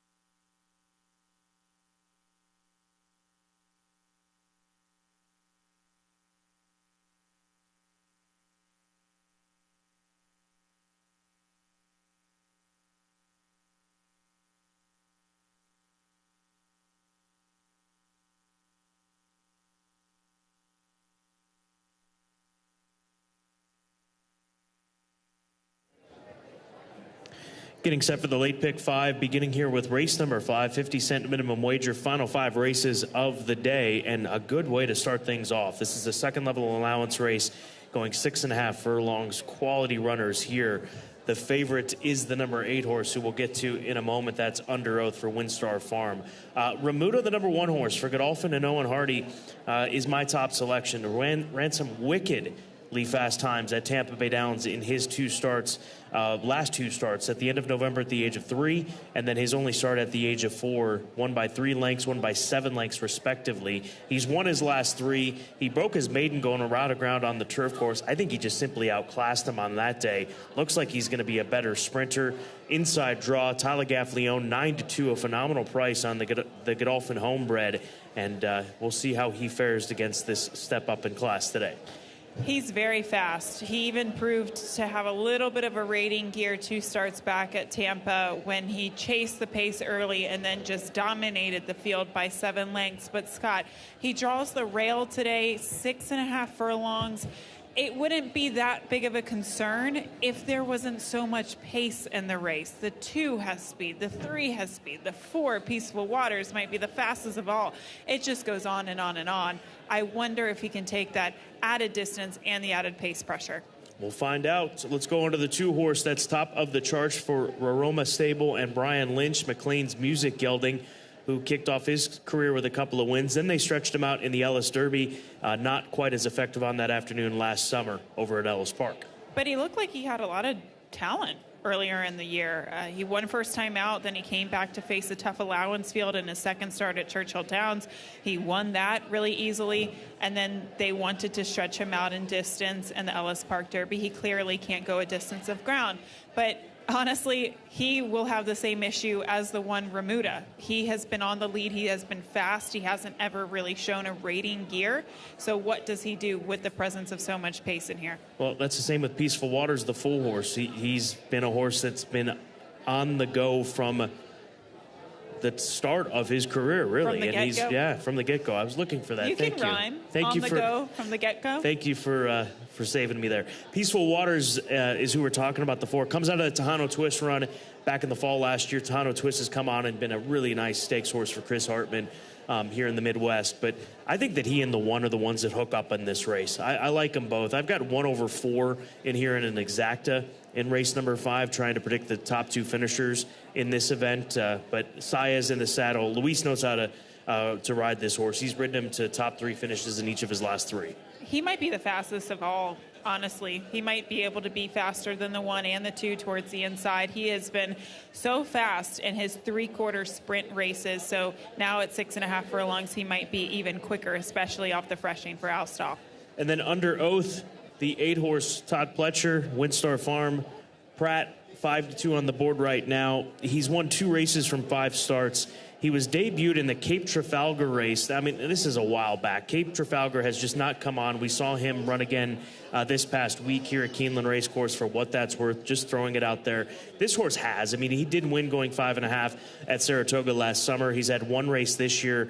It was in a turf race where he missed the break. Nothing went right that day. Outrun every step of the way. So back on dirt today. But where does Flavien have him in this race? Is he up there trying to go with the 1 and the 4 if things go as we predict, or do they try to sit off the pace? What do you think the plan of attack will be with Under Oath, who would not shock me in any way if he wins this race? I think he needs to stalk or close. I know the blinkers went on and he went gate to wire in that race at Saratoga, but I just think there are faster horses in here early, and he's proven that he can win from closing from off the pace. That's how he broke his maiden here at Keeneland in the spring of last year.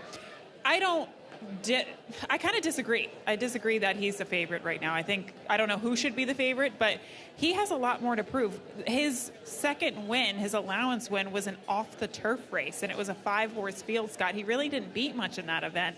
And with the presence of other pace in here, I don't know. He's a lukewarm favorite. If you like him, 3-1 is a fine price, but he's just okay, in my opinion. Well, somebody has to be favored. Let's just throw that out there. And maybe the 4 should be the favorite? It's that wide open of a race. But even Peaceful Waters, he was beaten a ways off last time out, and he hadn't run in 6 months. It's a challenging sequence getting underway with the pick 5, a challenging race to get through in this first leg. So I think that coverage is necessary for this upcoming race number 5, as we wait for the riders up call here at Keeneland Racecourse. This is a very good allowance race getting set to get underway here on this Sunday card.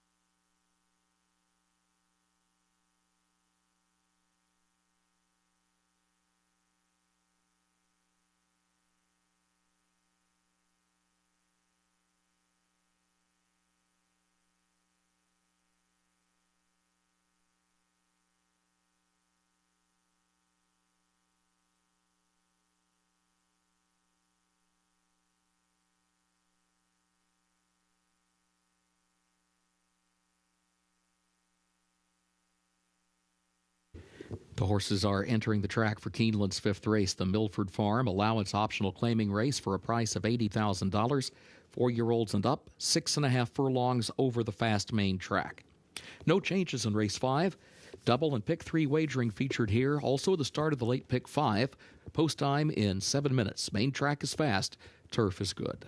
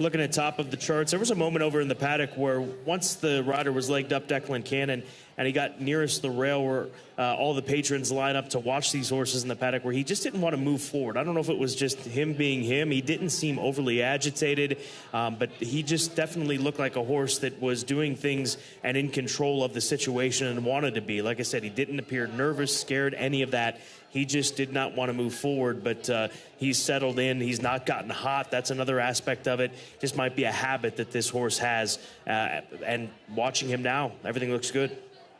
Sometimes you just want to be obstinate, right? Right. I mean, it depends on the day. I've seen you in that mood sometimes. Never. No, but other than that, Scott, he does look great. It's just a matter of, can he clear from the inside? It's going to be the biggest question. I thought the 6 is a striking individual. He's in for the $80,000 tag. This is Fitzpatrick for TEC Racing.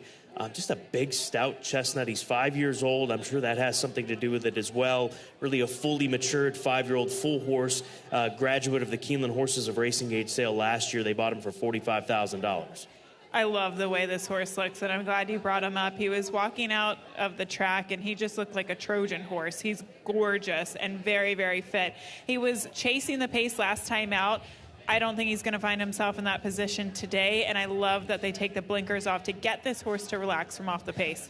Flint Ridge, the 9, Ray Gutierrez for Brad Grady in those very familiar silks, the orange and black for Joe Sharp. He's won 3 in a row. They ran him for 30. They didn't lose him, and he's done nothing but win since. But this is This is a big step up in competition, right, from his runs down in New Orleans? Yes, but he is on a roll. He's won 3 consecutive races, so now is the time to step up against tougher company. Sometimes horses just get in a groove, and that's definitely been the case for this horse. I wanted to point him out because he is by far the biggest horse in the field, Scott. He was walking past, and he is twice the size of some of these horses, a massive individual, which I think is significant. I think he's a horse that does better when he can get into his rhythm, can't get stifled. You know, he just has to keep going. If he gets stopped, it could take him a long time to overcome something like that. Let's go to the 5-horse, 10-1. I feel like I've really missed something here looking at who this horse has run against. He ran against Marsalis, run Classic. He won 2 starts back here at Keeneland. He's got Joel Rosario, who has done some brilliant things in the last couple of days. 10-1 on this runner. Are we missing out? I talked to Tom Drury about this horse, and he said it took every inch of real estate when he won here at Keeneland back in the fall, and he hopes that he gets a fast pace to run out today. I think he will. I think he gets a good setup, and I just asked him about the layoff, if this horse was ready off the layoff. He said, yes, Mrs. Hancock, this is her only horse, so she always wants to do right by the horse. Gave this horse the winter off, but he's been training really well in preparation for this particular event. Race 5, less than 2 minutes to post. Joel Rosario, all smiles on the 5-horse Embrace. The pick 5 pool make you smile if you're able to hit this one. Nearly $400,000 in that pool. Final 5 races, still 2 stakes races to come here on this Sunday at Keeneland.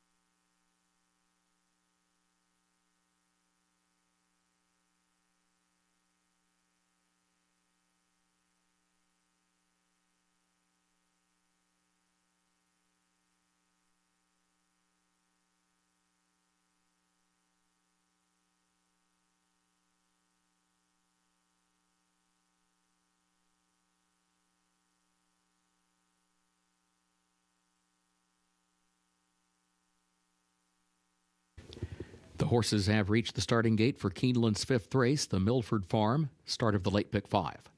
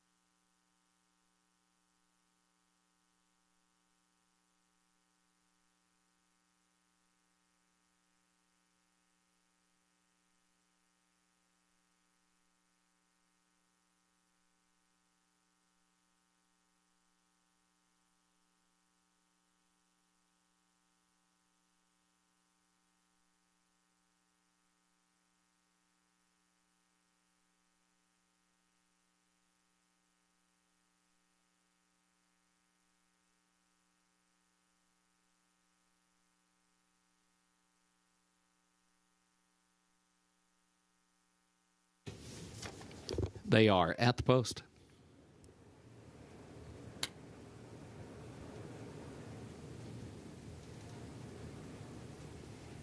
And they're off.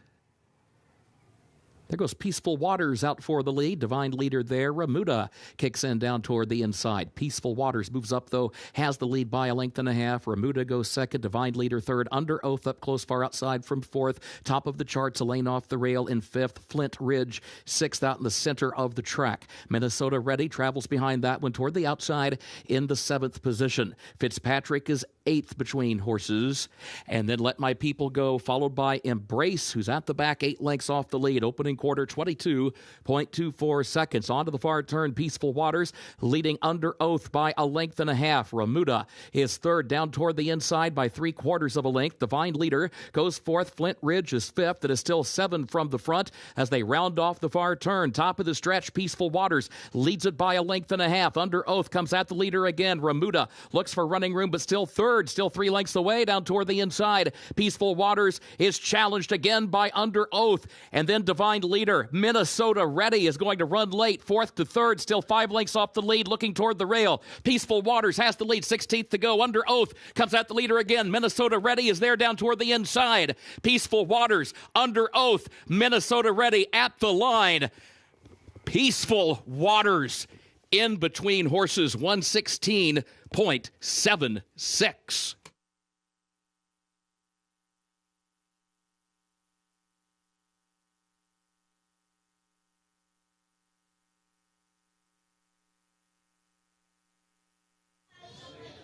This is a fast son of Dialed In, and he had to go fast to keep on going early on. Look at those fractions, 22-1, 44-3, 109-3. The favorite comes alongside of him, but can never get to him.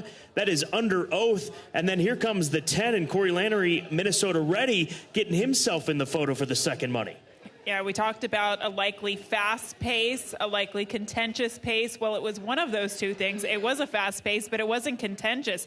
Peaceful Waters managed to get out to the front end and hang on as long as he could. He looked like he was tiring late, but that's when heart kicks in, and he definitely had a lot of that today.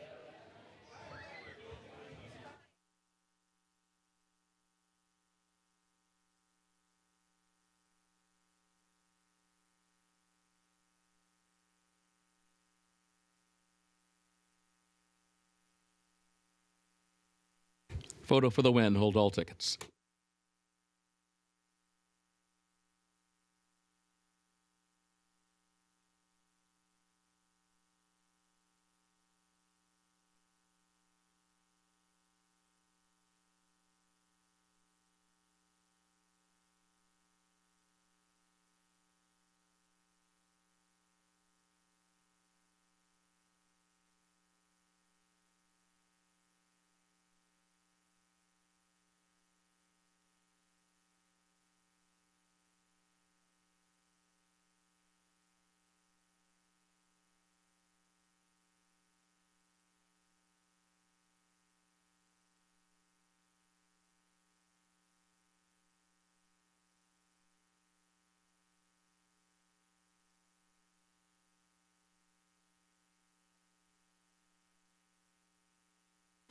Unofficial results of Keeneland's 5th race, in the photo for the win. 4 Peaceful Waters finished first.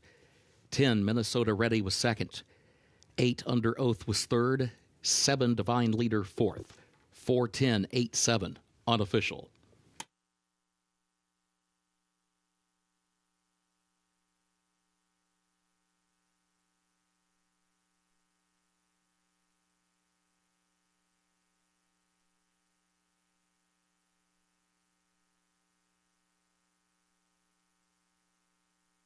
In the winner's circle for Keeneland's 5th race, the Milford Farm, the unofficial winner, number 4, Peaceful Waters, owned by the Allied Racing Stable, LLC of Chester Thomas. The trainer, Al Stahl Jr., the jockey, Luis Saez. Peaceful Waters, 4-year-old Ridgeling by Dialed In, out of Shine Softly by Aldebron. Winner bred in Kentucky by Mark Toothaker and Keith Krupper. 6.5 furlongs over the fast main track, 1 minute 16.76 seconds.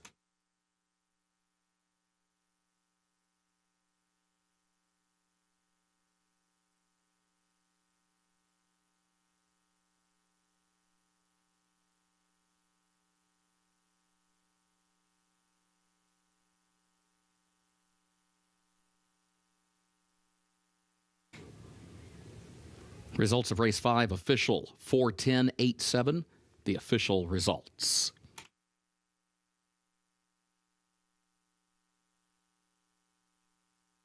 In the winner's circle, the trophy presentation for the Milford Farm to the connections of Peaceful Waters.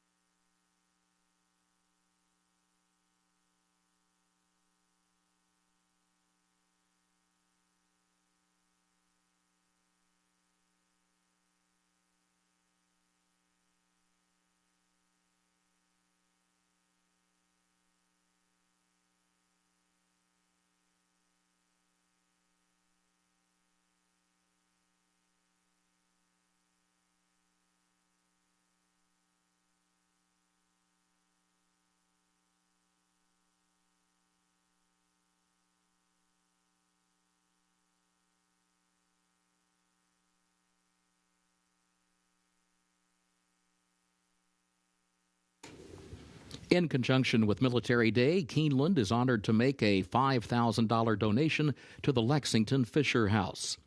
Lexington Fisher House serves as a home away from home for veterans' families while their loved ones receive medical treatment in the Lexington VA healthcare system. Keeneland welcomes Tanya Whitmore of the Veterans Affairs Office and Tom Kinney, Friends of Lexington Fisher House president. They are joined by Keeneland's Senior Director of Operations, Kara Heisenbuttel, Kentucky National Guard military children, volunteers, and generals.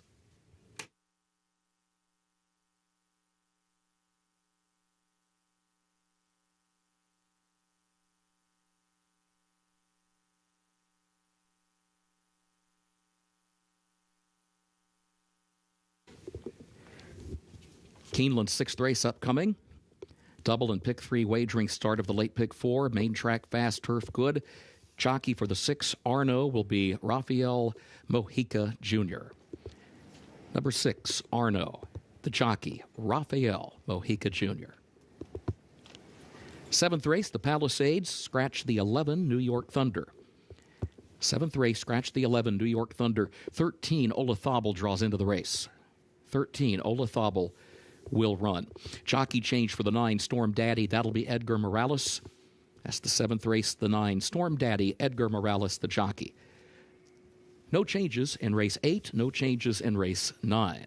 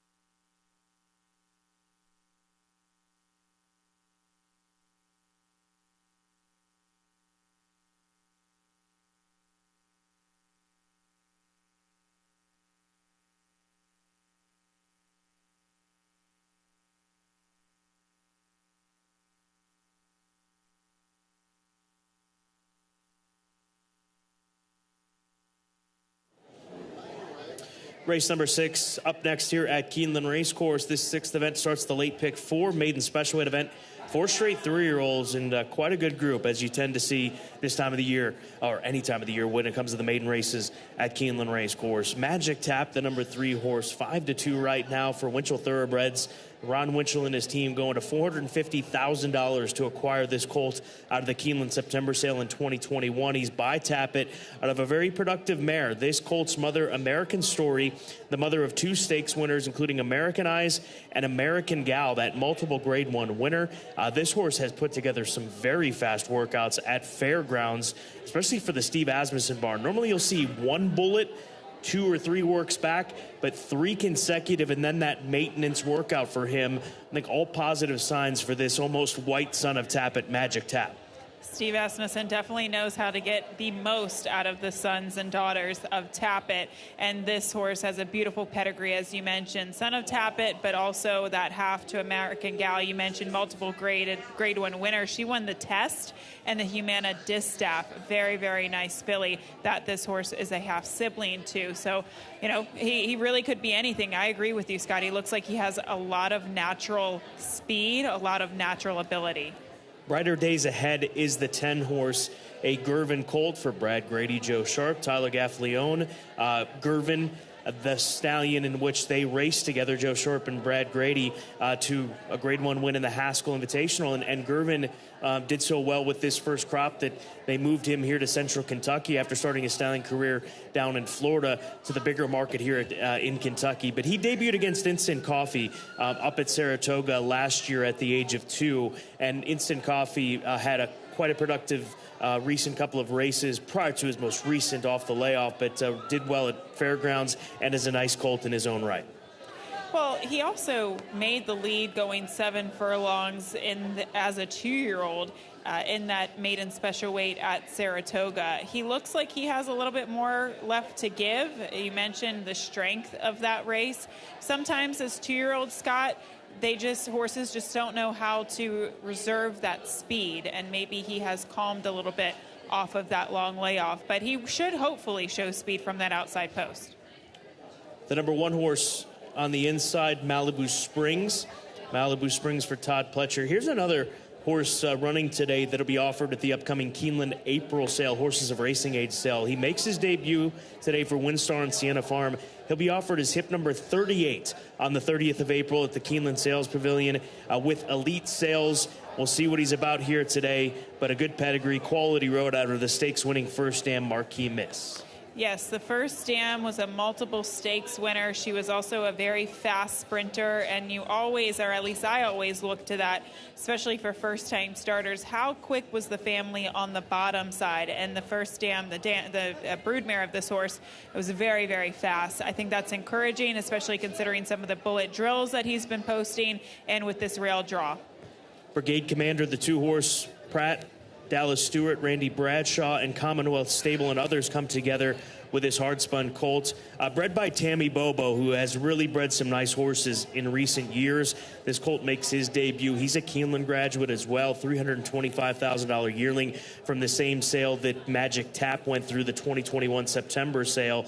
And he's got some quick workouts under that work tab as well. I feel like every time I see a Dallas Stewart horse, they're built very similarly. Just a lot of leg to them, a lot of stride to them, and that's what I'm seeing from this son of Hardspun in the paddock. He's a half-brother to Momos, who won first time out, also wound up becoming 3rd to Jackie's Warrior and the Saratoga Special. He's a very, very nice horse on multiple surfaces. So the 2 Brigade Commander, we'll see what he can do in his debut for trainer Dallas Stewart, but he really looks the part down there in the paddock. Good-looking group. We'll keep our eye on them here on this paddock side and as they make their way out to the front side. Start of the late pick 4 coming up next here at Keeneland.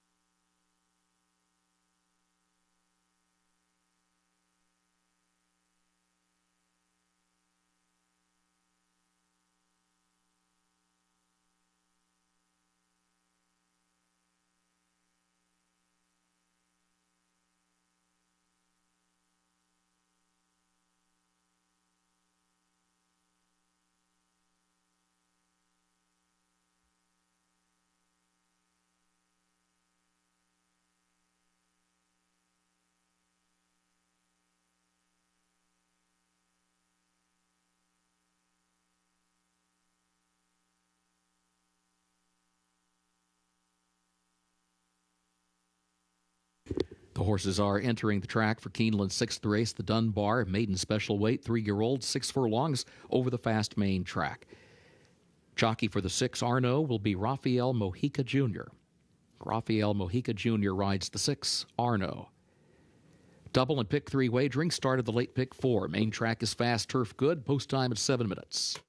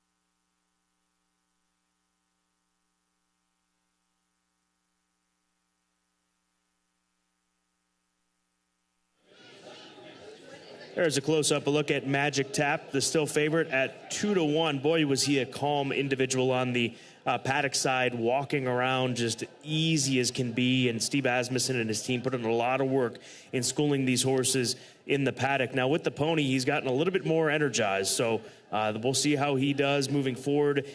Tappets can get a little bit hot-blooded, but right now just throwing his head about alongside the pony with Irad in the saddle. Magic Tap 2-1. The number 10 horse, he's been on his toes and revved up since being over here in the paddock. Better days ahead. Part of the Clocker report this morning on today at Keeneland. Clockers here at Keeneland liking the way that he's been going, and he looks ready to roll, no question about it. He is full of energy out there under Tyler Gaffleone for trainer Joe Sharp. And then finally, the one-horse Malibu Springs, the first-time starter for Windstar Farm and Sienna Farm, will be sold at the Keeneland April sale. Hip number 38, consigned by Elite Agent for Windstar Racing. Malibu Springs, a bay colt by Quality Road from that stakes-winning first dam, Marquee Miss. The first dam, the mother of this colt, is a half-sister to the Grade 1 winner, Promises Fulfilled, who won the Grade 1 Alan Jerkin Stakes. So good family here with this colt. Again, he'll be hip number 38 at the Keeneland April Selected Horses of Racing Aid sale on the 30th of April. Less than 4 minutes to post. Race number 6, start of today's late pick 4, and that pool nearly now over $250,000.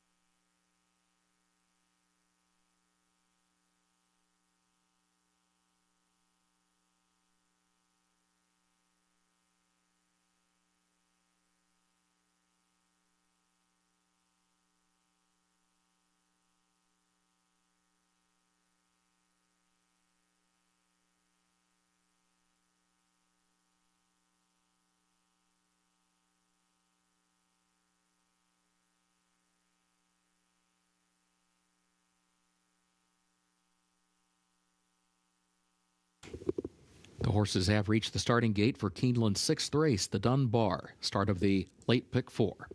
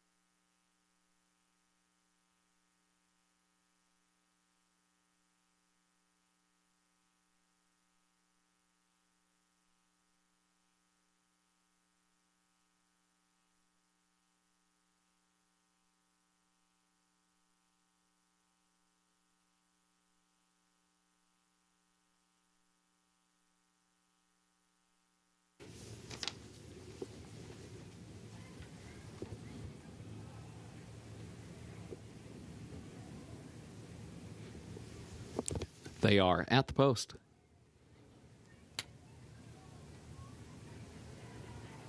And they're off. Brighter Days Ahead, quick into stride, along with Wild Thinker. Those two broke from the far outside. They go 1-2 in the opening strides.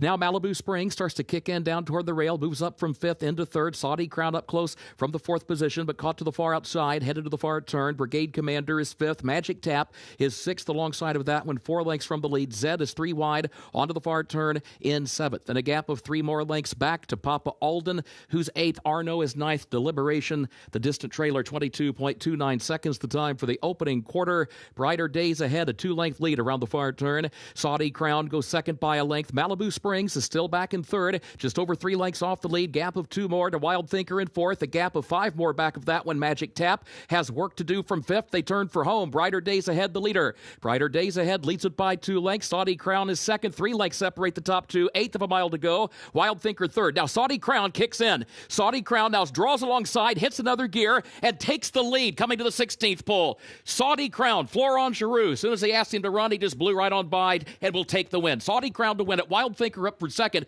Brighter Days Ahead will be across the line in the 3rd position, close for 4th, either Brigade Commander or Malibu Springs for that 4th spot.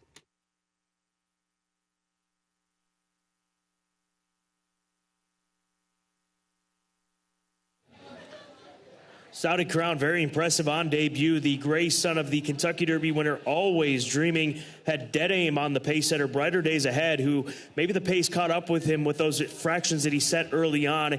He tries to hang on, but can't as the 8 kicks on and wins this one at odds of 5-1 for Brad Cox. Crazy that this horse went off at 5-1. Not often do you get a first-time starter for Brad Cox that pays the 5-1 odds, but today you do. He got a perfect stalking trip behind the pace that faded. Gets up to win 8, 9, 10 across the board.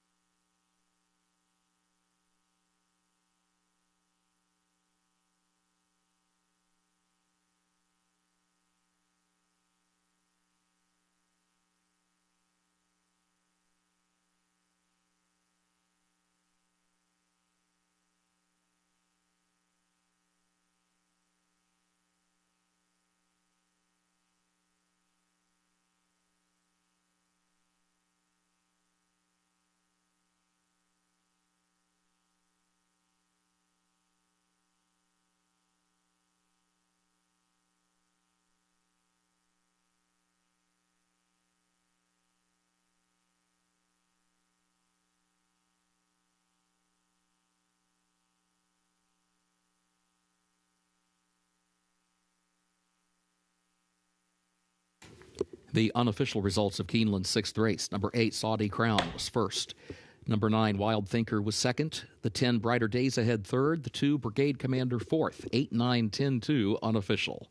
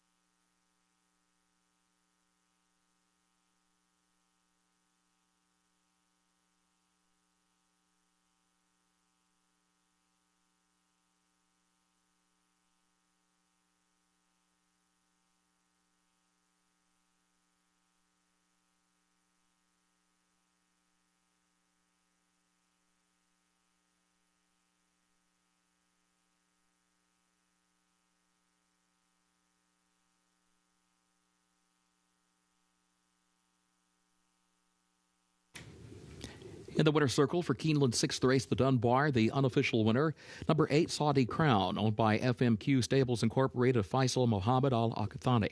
Brad Cox is the trainer, and Florent Giroux is the jockey. Saudi Crown, a 3-year-old son of Always Dreaming, out of new narration by Tappet, the winner bred in Kentucky by CHC Incorporated. Keeneland January sales grad gets the 6 furlongs, 1 minute 10.01 seconds over the fast main track, and the results are official. 8, 9, 10, 2, the official results.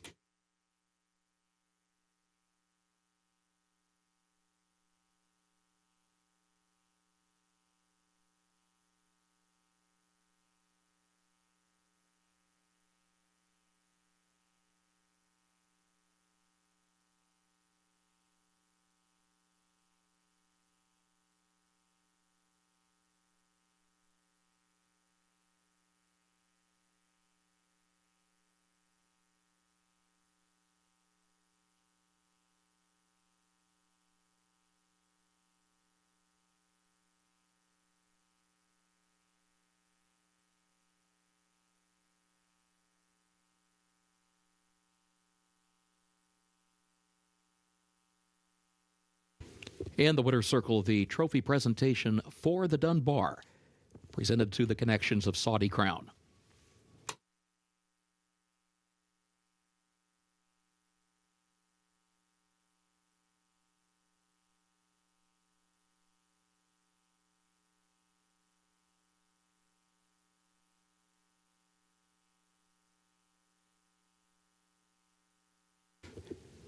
Keeneland's 7th race upcoming, double and pick 3 wagering featured here. This will start the last of the day's rolling pick 3s. The Palisade Stakes, the turf listed good, the rail at 20 feet. Scratch the 11 New York Thunder. Scratch the 11 New York Thunder. A reminder, number 13, Olathable will run. 13, Olathable will run. Jockey change on the 9, Storm Daddy. That'll be Edgar Morales. 9, Storm Daddy, the jockey Edgar Morales. No changes in race 8 or in race 9.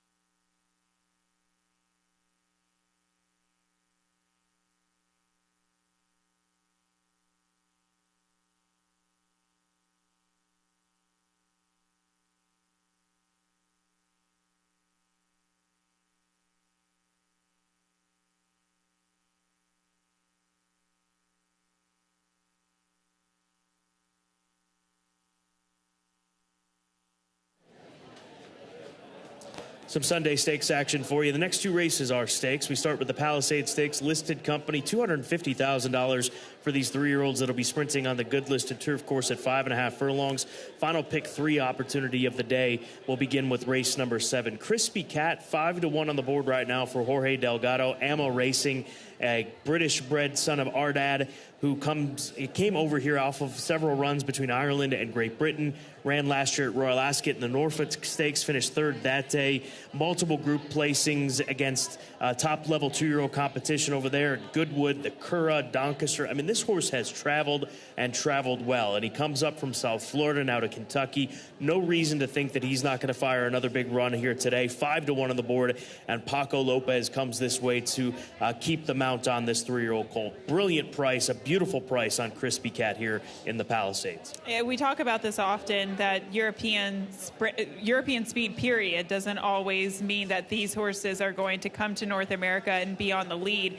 The fact that this horse set the pace going 21-2, 43-3, I don't know if those are believable fractions, but they were very fast. Needless to say, he went very quickly on the turf going 5 furlongs. You have to go fast on the turf going 5 furlongs. But he can translate that speed. I don't have any issue at 5.5 furlongs, Scott. I like him. He's my second selection. How about Private Creed? He's even money right now. There he is in the all-weather stalls, about set to be saddled up by the Asmussen team for Mike McCarty. Jimmy Creed colt, he's a stakes winner here at Keeneland, won the Indian Summer in the fall of last year.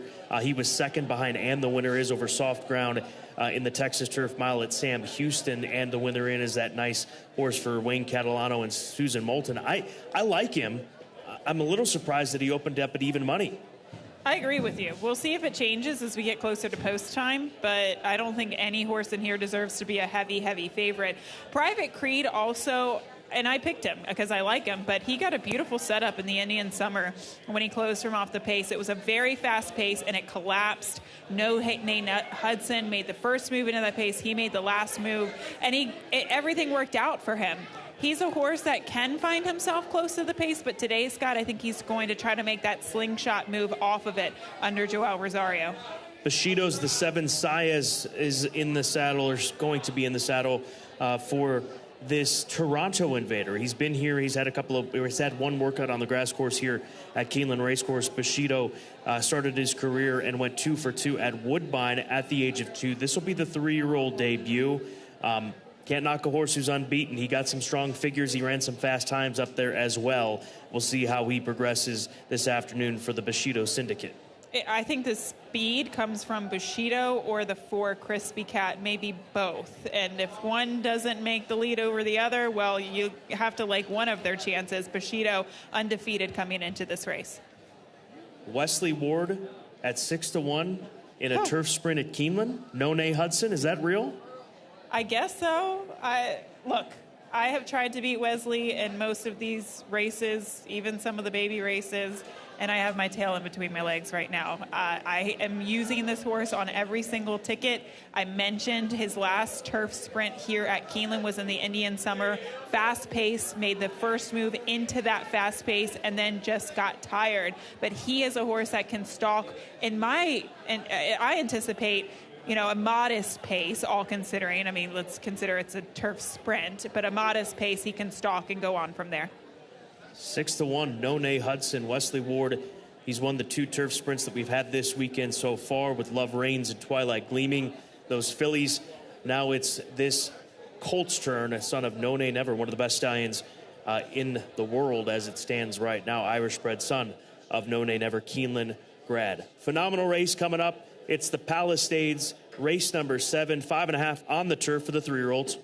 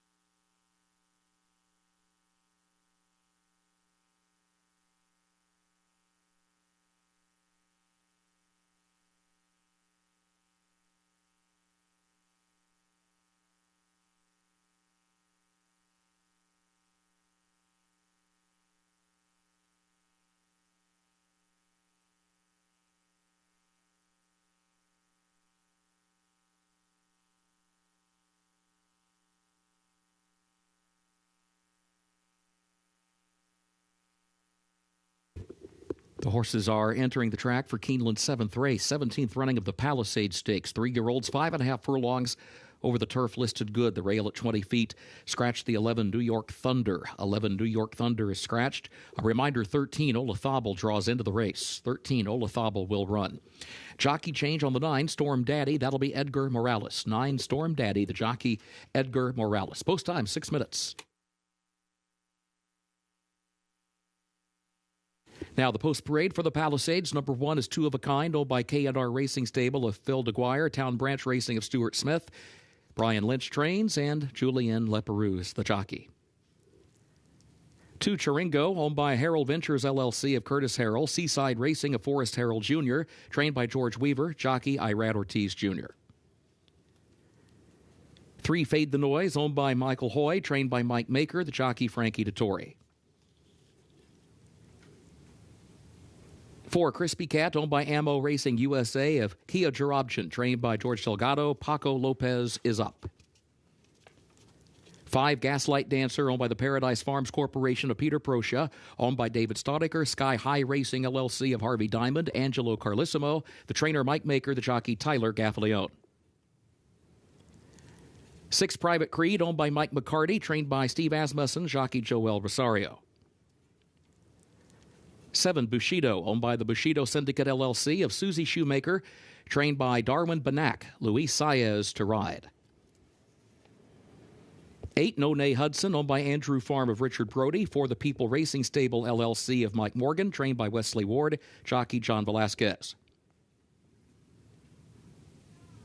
9 Storm Daddy, owned by Esteban Gordillo Ramirez and Normando Jimenez, trained by Michelle Elliott, the jockey is Edgar Morales.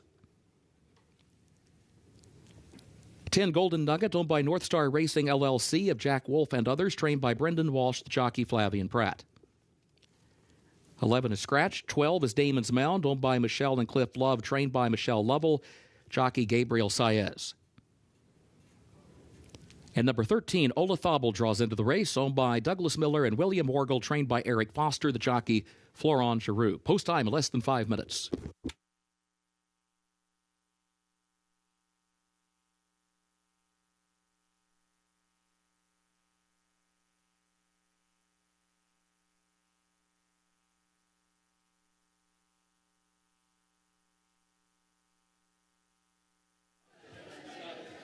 I wanted to touch on a few of these 3-year-olds that we didn't get an opportunity to hit on over on the paddock side. Two of a Kind, the number 1 horse for Brian Lynch.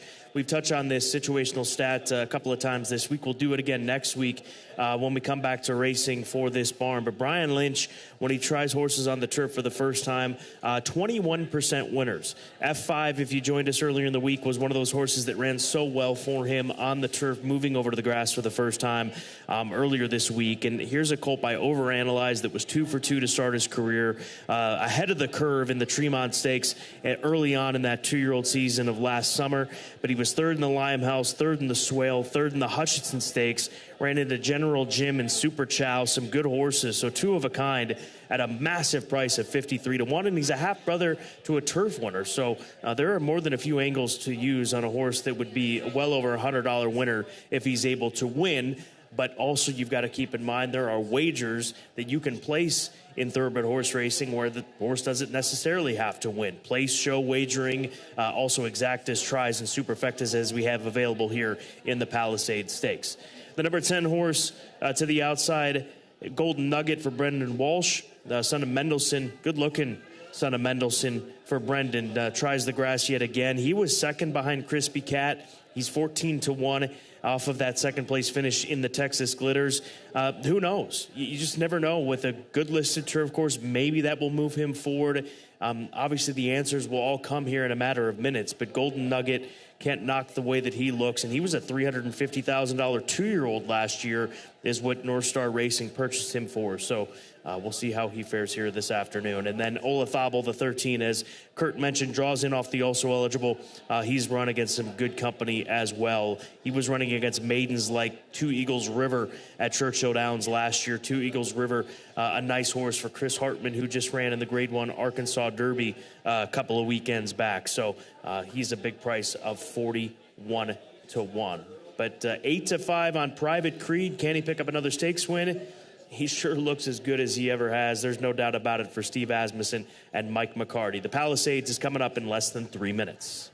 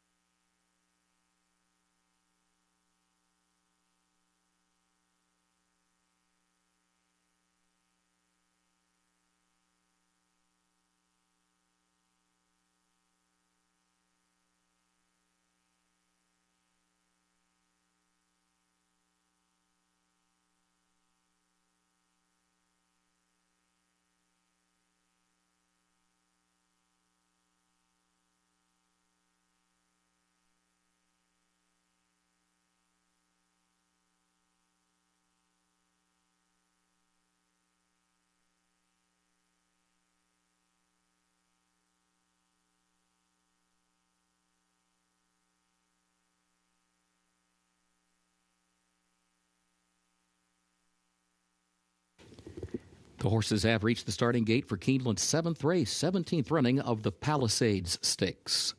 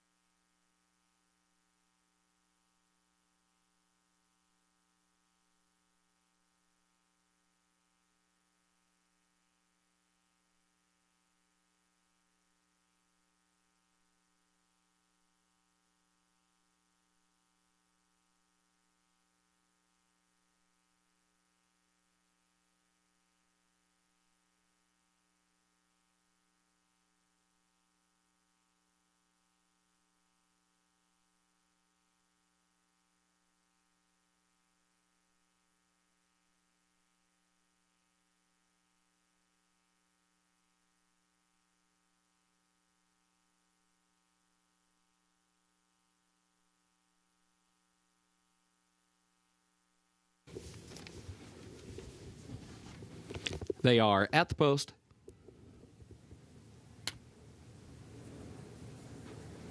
And they're off in the Palisades. There's Bushido. Bushido right out for the early lead. Crispy Cat comes away second.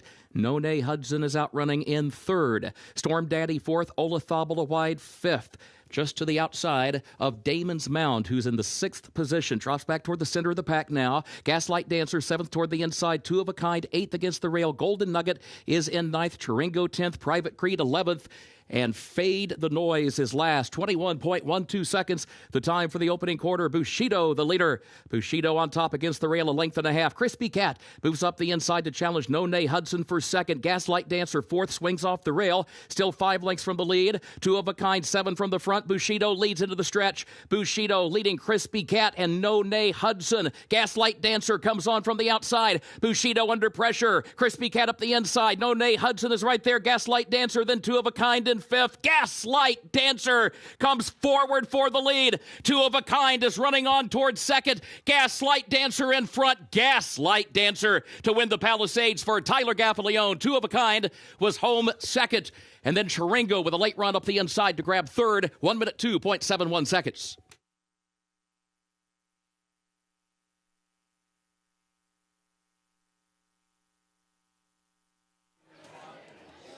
Gaslight Dancer tracking just off the pace, and that early position I think really aided this victory as he's able to finish here in this race and have some run under Tyler Gaffalione and get the jump on some of those others trying to close. And Tom Leach striking with his long shot pick of the day in the Palisades. Nice job, Tom Leach. Yes, this horse had a perfect trip, just stalking from off the pace. You could see those horses towards his inside getting very, very tired in the late stages, but this horse was fit and ready to go. He gets his first stakes victory this afternoon, the 1-2 of a kind.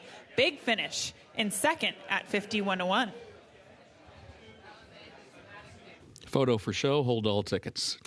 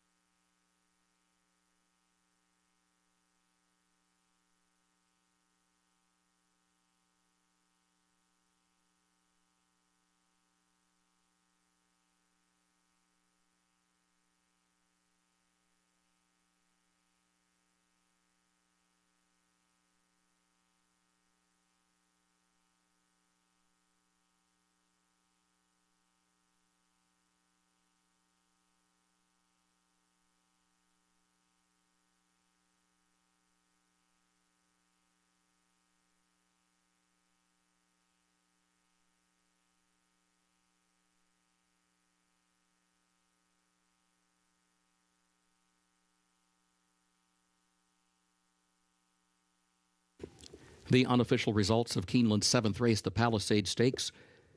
Number 5, Gaslight Dancer first. Number 1, Two of a Kind was second. Number 2, Chiringo third. Number 4, Crispy Cat was fourth. 5-1-2-4 unofficial.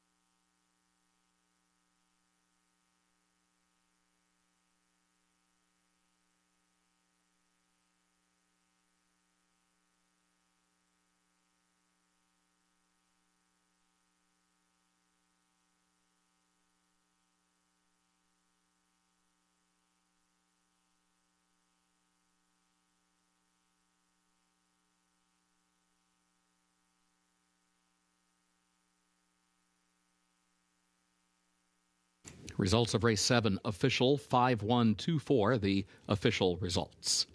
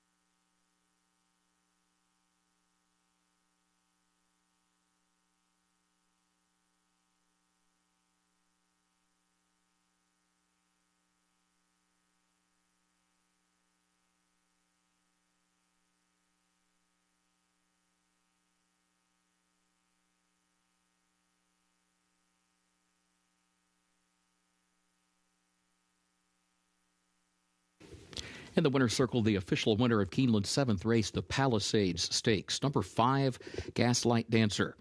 Owned by Paradise Farms Corporation of Peter Procia, owned also by David Stodiker, Sky High Racing LLC of Harvey Diamond, owned as well by Angelo Carlissimo. Mike Maker, the trainer, 2 wins today for Tyler Gaffalione.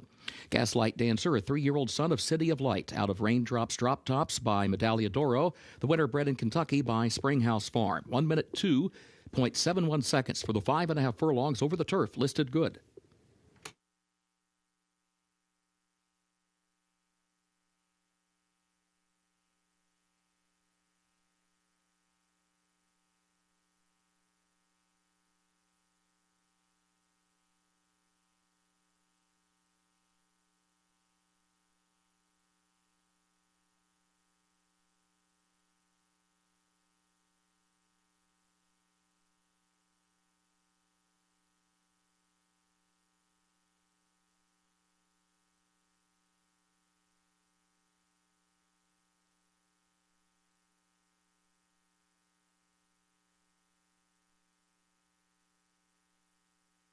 Now the trophy presentation for the Palisades.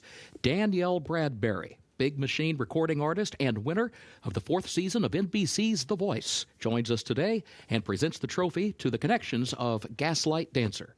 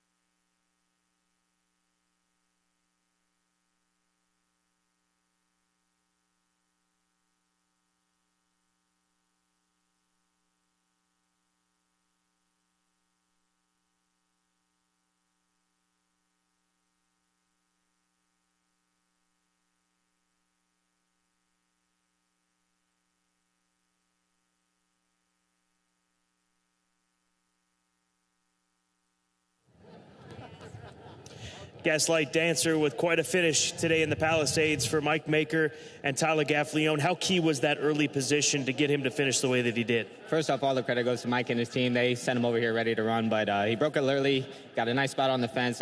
We were able to work ourselves out, and he really kicked home nice. Well done. Thank you. Mike, how much better is this horse than the version we saw from him at the age of 2? Looks pretty good. But no, last year he was pretty headstrong. This year looked like he settled nice, saved ground, and kicked home. And, last year he was, all out wanting to go for the lead. But I still think he'll stretch out to a mile. That was going to be my next question. We'll look forward to it. Then congratulations. Thank you. Mike Maker, Gaslight Dancer, stakes winner here at Keeneland in the Palisades.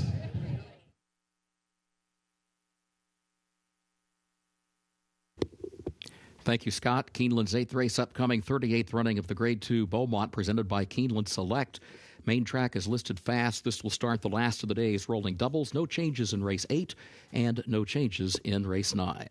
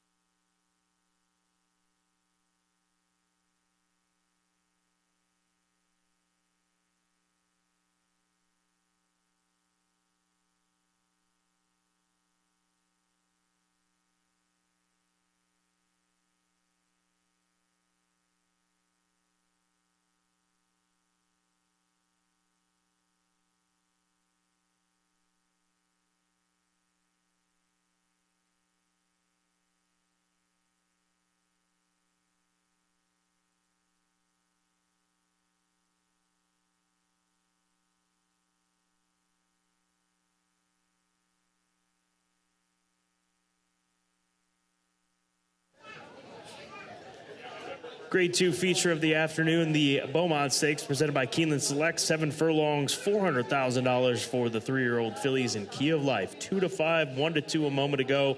She's going to be the favorite. That is no surprise. No surprise that she's this heavy of a favorite either. The daughter of Motown for Flory Racing and the Hoffman family racing stables has a really nice filly on their hands. She's won 4 races from 7 starts. She's 7 for 7 in the money, and she came back with a furious run in the Purple Mountain at Oaklawn Park in her most recent start. She did, Scott. It was very impressive. It was her best race to date, and that is saying something because she was very impressive last season in the Myrtlewood when she won against a stakes company for the first time. I think she's very fast. She's very good. She is certainly deserved of the favoritism role right now. But I guess the only question would be the distance. She's certainly proven at 3/4, 6 furlongs. But can she stretch her talents to 7 furlongs? The farthest she's ever been was 6.5 furlongs in the Fern Creek, and she suffered a defeat at 45 cents to the dollar. That is my only concern with her. Definitely not her talent, though.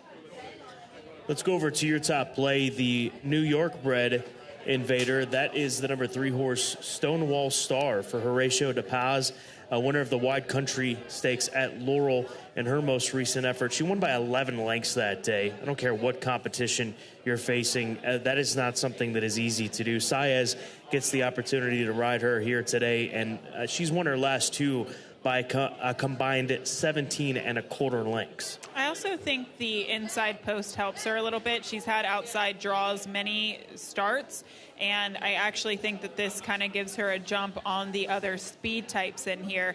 She didn't win going 7 furlongs in the Gin Talking. She showed speed and faded, but she came back in a big way in the Wide Country to win at 7 furlongs. She might get pace pressure from the favorite, or she might be able to clear. I hope she clears. I think that's the only way she wins here. Interpolate is the full horse for Klarovich Stables. Chad Brown, Irad Ortiz Jr. Irad rode this horse when she broke her maiden at the Belmont at Aqueduct meet back in October of last year. They tried her in the Parks Futurity. She was one of the favorites that day. She got a sloppy track, not nearly as effective, but she was much like the favorite, bounced back off of that performance on an off track to win the Ruthless Stakes in her most recent start. That was her second start this year, and she's one that the distance is not going to come into question with a horse like Interpolate here in the Beaumont Stakes. The short comment says taken up at 3/4. I went back and watched that replay, and I thought she had a pretty good trip throughout. She kind of stalked the pace and went on from there, and she very well could get the same type of trip today, Scott. I anticipate her stalking the speed of Stonewall Star and Key of Life, and if she's good enough, she'll run them down. Arnaud De La Cour's already sprung an upset this week. He did so in the Grade 1 Maker's Mark Mile with Chez Pierre, and he went off at 9-1. This one, as it stands right now, is 17-1. Opus 42, a Mendelssohn filly that they tried to stretch out in her most recent effort, and she just didn't have the same sort of punch in that race. So cuts back in distance off of those performances down at Tampa, including a win in the Gasparilla Stakes on the 14th of January. Tyler Gaffalione looking for the stakes double here today on this Sunday card. They've tried different things with her, Scott. They tried sprinting her on the turf. They tried sprinting her on the dirt. They tried routing her on the dirt. And sometimes I take that as a negative. But in this case, I think they finally figured out that she is a dirt sprinter, maybe a middle distance dirt horse as well. The blinkers go on to sharpen her up off of the freshening. And it wouldn't be the first time this meet that Arnaud De La Cour pulls off a big upset. The Beaumont Stakes is coming up, presented by Keeneland Select, our graded feature on this Sunday card.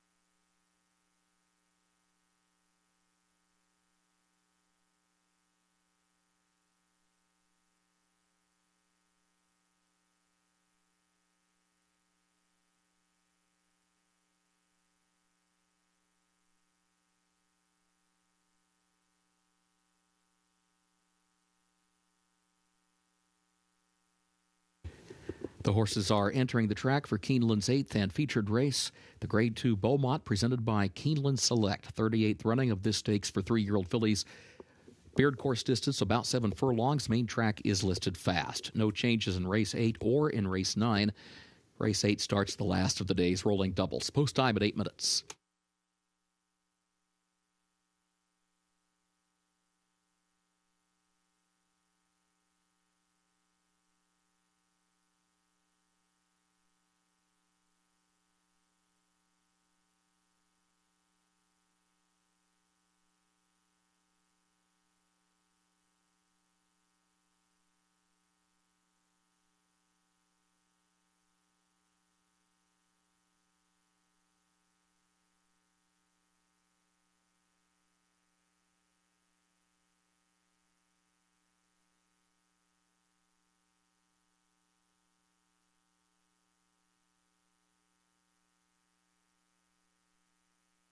Let's meet the starters for the Grade 2 Beaumont, presented by Keeneland Select. Number 1, Shoplifter, owned by the Anderson Stables LLC of Brad Anderson. Owned also by trainer Eddie Keneally. Owned as well by Christian Hayes, the jockey Corey Lannery. 2, She's on the Rocks, owned by Eduardo Terrazas, trained by Cirillo Gorostieta, the jockey John McKee. 3, Stonewall Star, owned by Barry Schwartz, the trainer Horacio De Paz, the jockey Luis Saez. 4, Interpolate, owned by Klarovich Stables Incorporated of Seth Klarman, the trainer Chad Brown, jockey Irad Ortiz Jr. 5 is Fun and Feisty. Races for the Lucky 7 stable of Michael J. Mackin, the trainer Kenny McPeak, the jockey Brian Hernandez Jr. 6, Opus 42, owned by Mark Greer, trained by Arnaud Delacour, the jockey Tyler Gaffalione. And 7, Key of Life, owned by the Fleury Racing Stables LLC of Staten Fleury, owned also by Hoffman Family Racing LLC of Gregory Hoffman, trained by Brad Cox, the jockey Flavian Pratt. Post time, 6 minutes.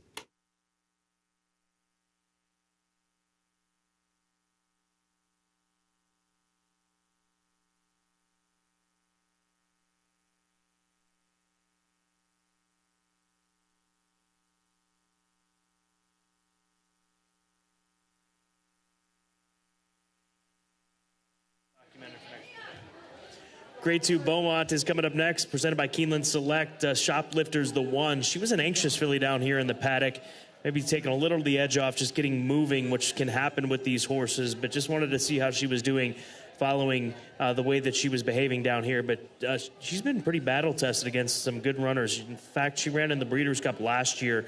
She was a big price that day, and she's come back with 1 run since down at Fairgrounds. This will be her second start off the layoff, and I wouldn't be surprised if she finds herself really proficient at these middle distances moving forward. But this is a very tough race, and she does have a lot to prove, hence her price at 36-1.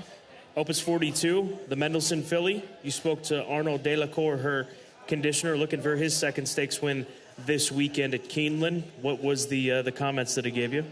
He said they wanted to try them. He wanted to try the blinkers on last time out, but didn't think that that was the right time to do it because of the fact that she was stretching out in distance. So now coming full circle, cutting back into a sprint distance, he said he didn't put them on because he wants to make her faster. He just wants to make her more focused. She has a tendency to look around in her races and lack focus. So that's why the addition of the blinkers are on, and we will see. He said he didn't want to be too far off the pace, maybe just stalking the speed. He doesn't think his filly's fast enough to make it to the lead with some of the other speed in here. Key of Life is now 1-5. Is this the shortest price that we've seen this meet so far? I cannot recall. I know that In Italian was around 3 to 5. Scott, I'm not up for trivia. But in all honesty, this is one of, if not the shortest price favorite that we've seen this meet. And Key of Life, I mean, I think it's justified, not just in the form that she has, the success that she has, the class that she showed down here in the paddock. I mean, she is all business and a beautiful filly for the Fleury Racing Stable and Hoffman Family Racing. She is, and you can just see herself, her conducting herself with professionalism and class on the track right now. I can't fault her for being 1-5. I can't fault anybody for not going against her. She, so far, is the class of the field. We just have to see if any of these other fillies in here can step up to the plate.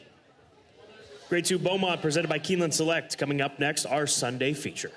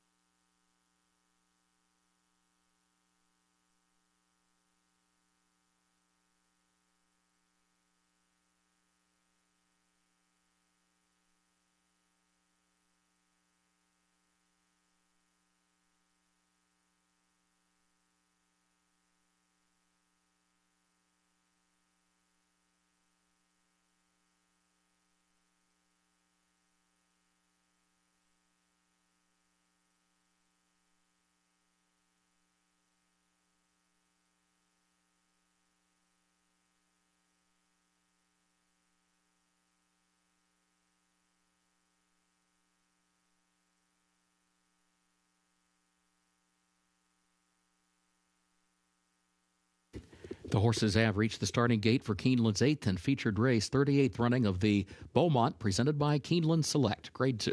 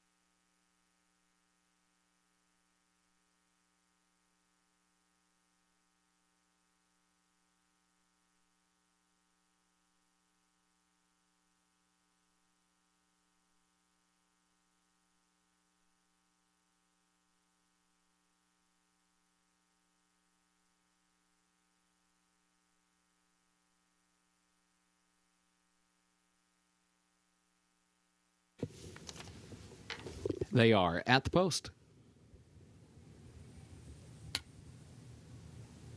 And they're off in the Beaumont, presented by Keeneland Select.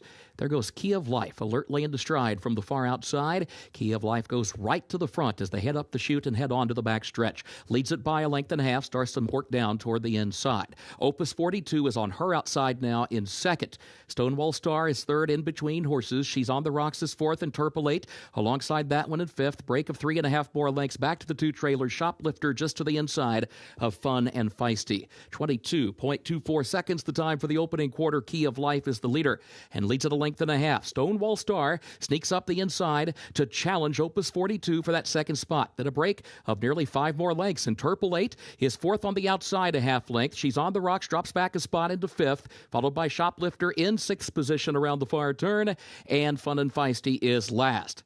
Now Stonewall Star is up to second and switches off the rail, and Key of Life opens right up by 2.5 lengths to the top of the stretch. There's a quarter mile to go. Key of Life by 3. Stonewall Star giving chase, but still second. Interpolate is toward her outside in third. Key of Life coming toward the 8th pole, leads it by 2.5. Interpolate is there on the outside, taking second from Stonewall Star and trying to come after Key of Life. Final furlong of the Beaumont presented by Keeneland Select. 16th to go. Interpolate's right alongside of Key of Life. Key of Life has the lead, though, by a half length. Interpolate trying. Key of Life wins it by a neck over Interpolate. 1 minute 27.32 seconds.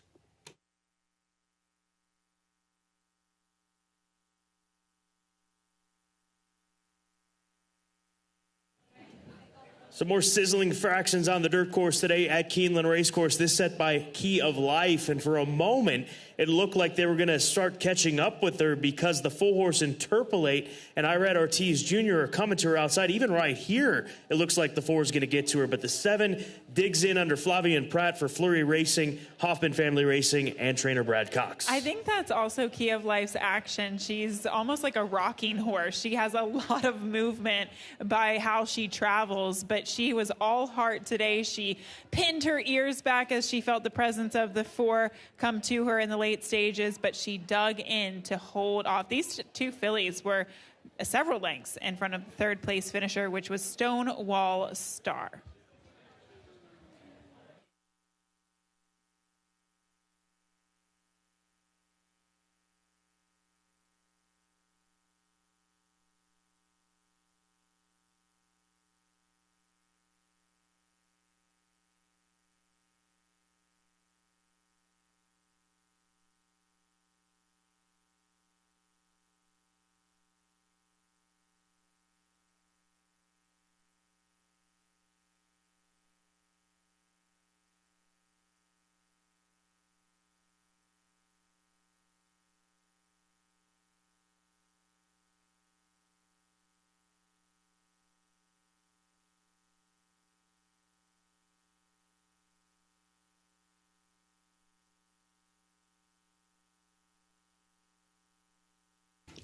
The unofficial results of Keeneland's featured 8th race: 7 Key of Life finished first.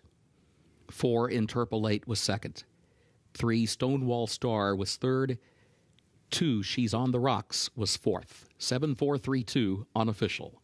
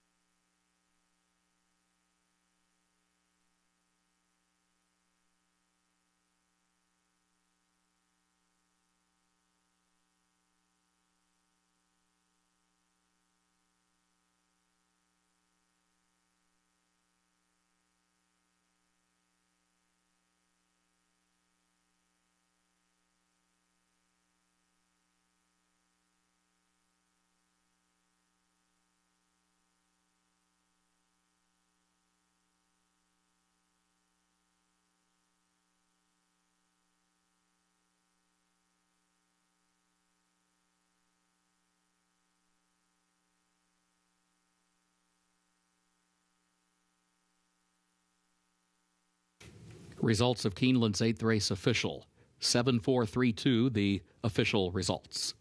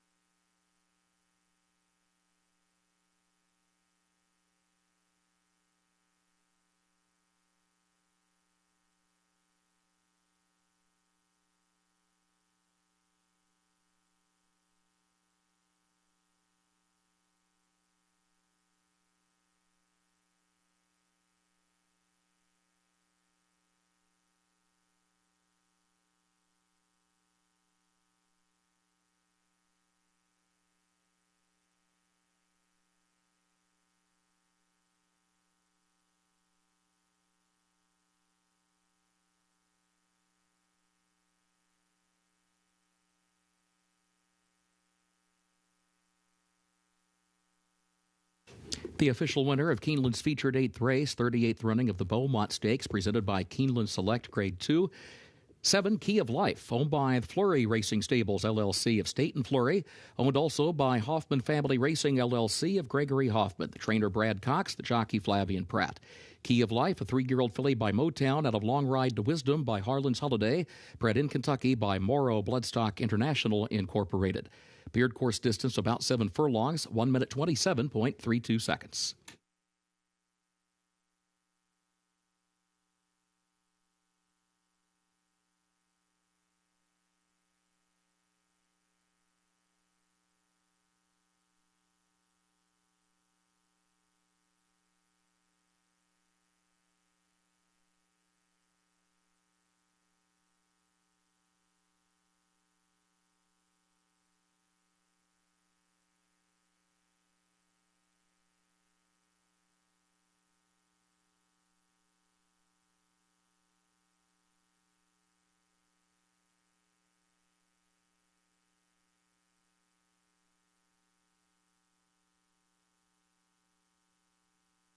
Two wins today for trainer Brad Cox. Now the trophy presentation for the Beaumont, presented by Keeneland Select.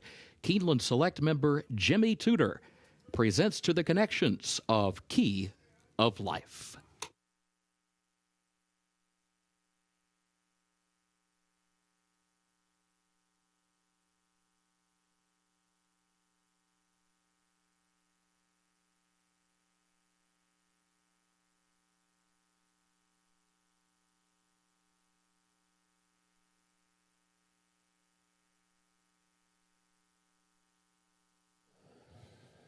Key of Life in the Beaumont Stakes, presented by Keeneland Select. Brad Cox, Flavian Pratt aboard for the ride. How surprised were you that nobody tried to go with you early on in this race? Well, to be honest, she jumped really well and she had a ton of speed, so I was able to get myself on the lead. And from there, she got the job done. Brad did a great job getting her ready and get the job done. How much did she have to dig in to hold off that filly coming to her outside? Yeah, no, she really digged in. It's probably as far as she wants to go, but as soon as I got close to that horse and she really digged in and gave me another gear to get us to the wire. Flavian, congratulations. Thank you very much. Brad, how tough is this filly to get by? It seems like when she makes the lead, that's kind of game over. Yeah, she's very fast away from there. She's obviously got a lot of speed, and she likes Keeneland a lot. I like Keeneland, she likes Keeneland. So, but yeah, it's 3 for 3 here. I want to congratulate Staten Fleury and Greg Hoffman. And this was a last-minute decision. I want to commend those guys. I mean, I called them like on Tuesday and told them, I'm looking at this race. She was at Oaklawn. It was a last-minute decision to bring her here. It worked out well. That she had no graded black type, so that obviously was appealing, and this added a lot to her value, and very proud of what she's able to accomplish today. How do you make a last-minute decision like that, especially when you got a horse hundreds of miles away from Lexington? You got to have a van ready. That's number one.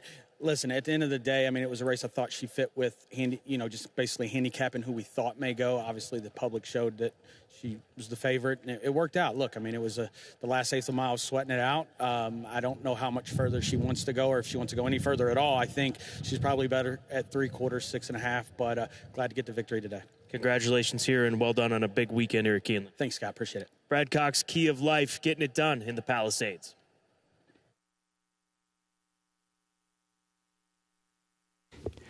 Thank you, Scott. Keeneland's ninth and final race upcoming. Main track listed fast. No carryover for the Toyota Super High 5. No changes in race 9.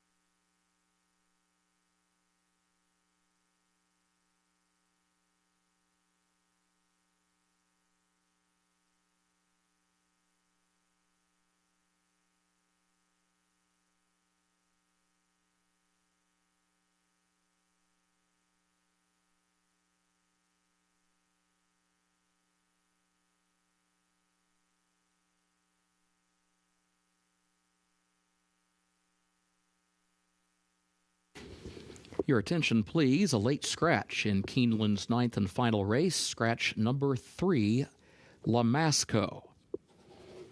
Late scratch in race 9, scratch number 3, Lamasco. Scratched by the stewards on the advice of the veterinarian.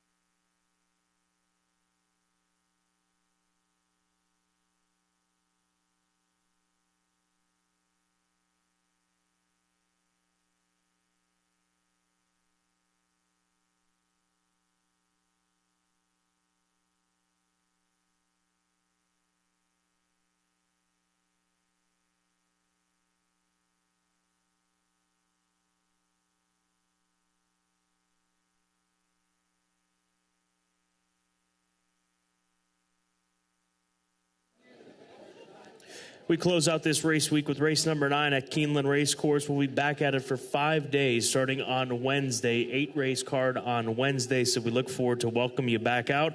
Or you can join us from home or wherever you may be as well. A lot of options to catch the Keeneland races each and every race day. We're looking at Solid Tune. That's the horse that I go with on top. Florent Giroux for Whit Beckman. Blinkers go on the Jimmy Creed filly. She takes a drop in class.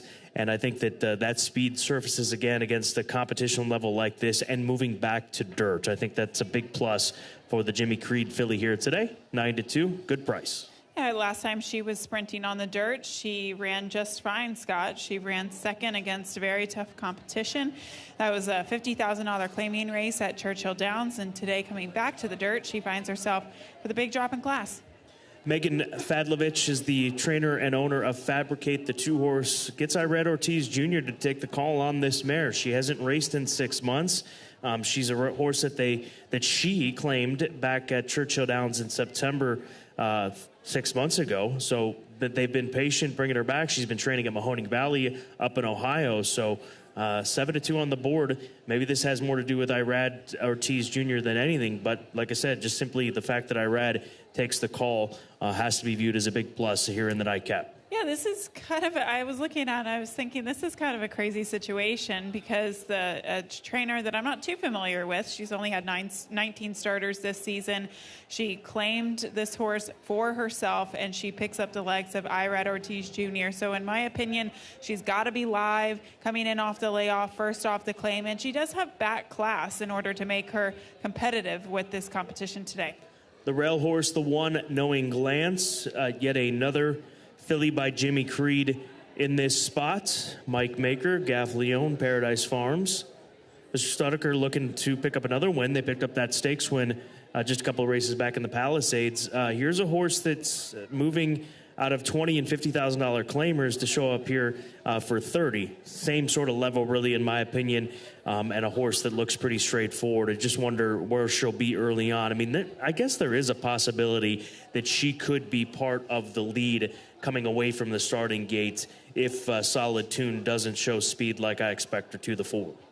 I agree with you in terms of the class, Scott. I think this is more of a lateral move. That $20,000 claiming race last time out at Oaklawn did prove to be pretty tough, and this will be her second start off of that extended layoff, so she should be able to deliver at 6.5 furlongs in terms of the fitness. Bel Aria, surface switch for her back onto dirt for the first time since the summer at Ellis Park when she was with a different trainer. Eric Foster's had her going between Horseshoe Indianapolis and Turfway Park. And her sprint races, it's been kind of a mixed bag, I guess you could say. They've been all right, but she's closed from off the pace. So if you're looking for someone late on the scene, 7-1, not a bad price on Bel Aria. I actually think her sprint races have been really good, even dating back to the turf sprint at Kentucky Downs. All of her sprint races, she usually runs well, hits the board, or at least finishes in the top 4. So I like the turn back in distance for this filly. Just waiting for the riders to come out here, the jockeys for the nightcap. Race number 9 at Keeneland. We'll close things out with a 6.5 furlong sprint on the dirt course, $30,000 claiming level.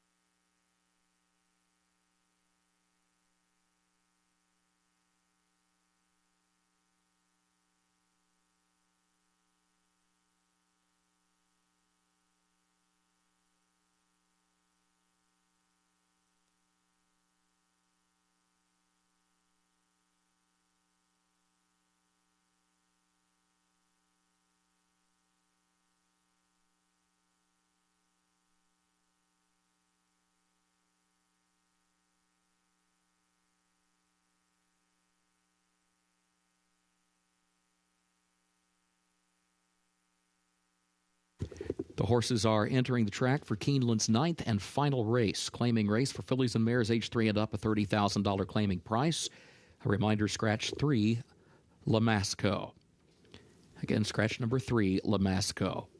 No carryover for the Toyota Super High 5. 6.5 furlongs over the fast main track. Post time in 7 minutes.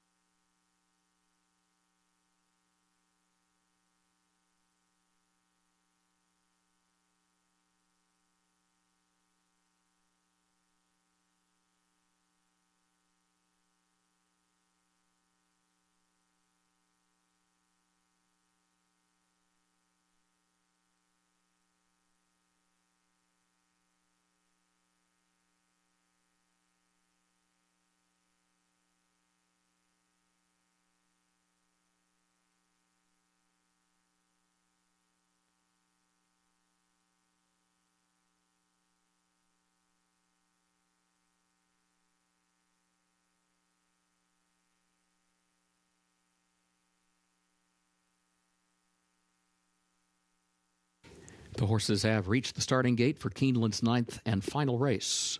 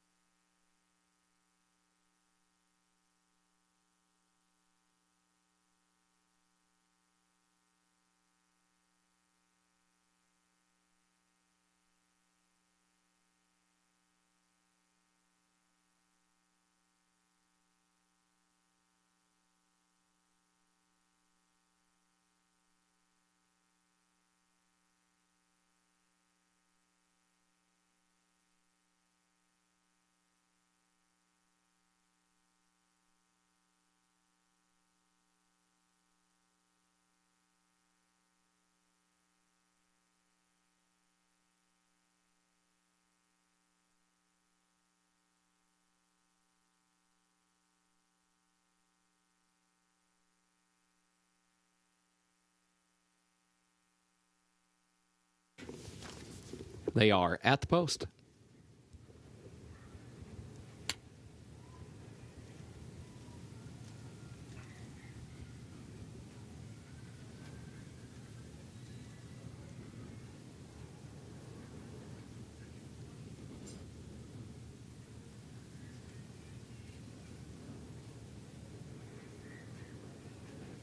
Locked up, ready for a start.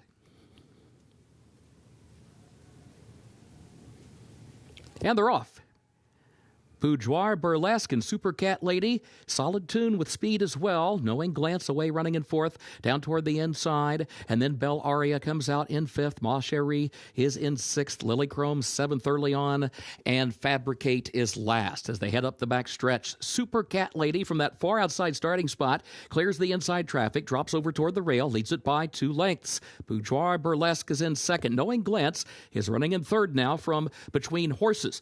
Solid Tune going to try to move up the inside, fourth to third to challenge for second. Belle Aria going to be 4 wide, 3 lengths off the lead around the far turn. The opening quarter went in 22.49 seconds. Super Cat Lady leads it. Knowing Glance comes at her from the outside. A length separates the top two. Boudoir, Burlesque is in third. Solid Tune, fourth toward the inside. Belle Aria is fifth on the outside. 5 lengths from the lead. Quarter mile to go. Super Cat Lady, Knowing Glance right there with her on the outside. Solid Tune, Boudoir, Burlesque, and then Belle Aria coming into the final furlong. Super Cat Lady leads it. Knowing Glance still trying, still second. Boudoir, Burlesque is in third. Super Cat Lady has the lead. Has it by 2 lengths. 16th to go. Boudoir, Burlesque is second. Inside the 16th pole, Boudoir, Burlesque, a final run at Super Cat Lady. Boudoir, Burlesque gets up to win it. Super Cat Lady was second. Knowing Glance was on third. Belle Aria fourth, close for fifth. 1 minute 18.87 seconds.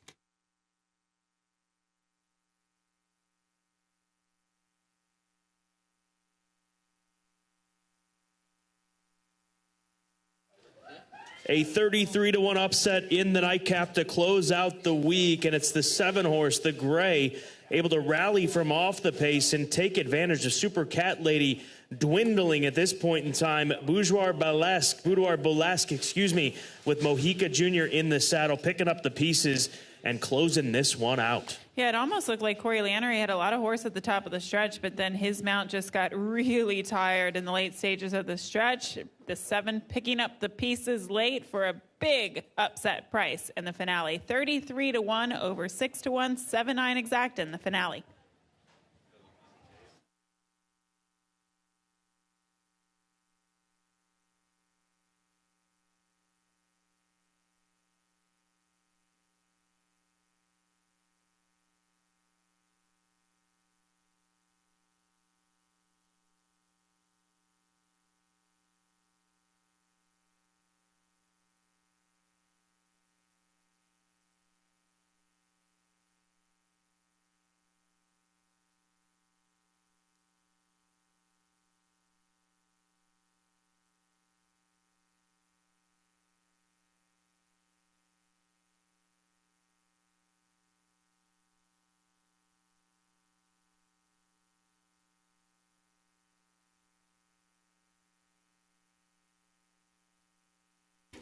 The unofficial results of Keeneland's ninth race. 7 Boudoir Burlesque was first. 9 Super Cat Lady was second. The 1 Knowing Glance was third. 6 Bellaria fourth. And 4 Solid Tune was fifth. 79164 unofficial.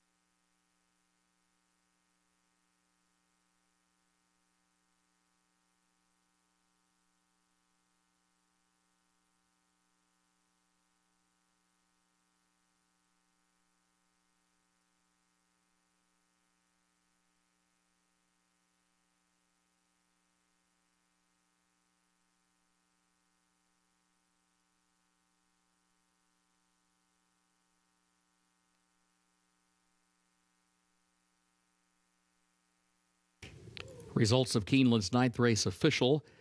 79164, the official results. Official winner of race 9 into the winner's circle, the 7 Boudoir Burlesque, owned by Scotty Abbott, trained by Anna Decker, the jockey Rafael Mojica Jr. Boudoir Burlesque, a 5-year-old daughter of Jack Milton out of Raging Storm by Unbridled Energy, bred in Kentucky by Pope McLean, Mark McLean, and Pope McLean Jr. 1 minute, 18.87 seconds the time for the 6.5 furlongs over the fast main track.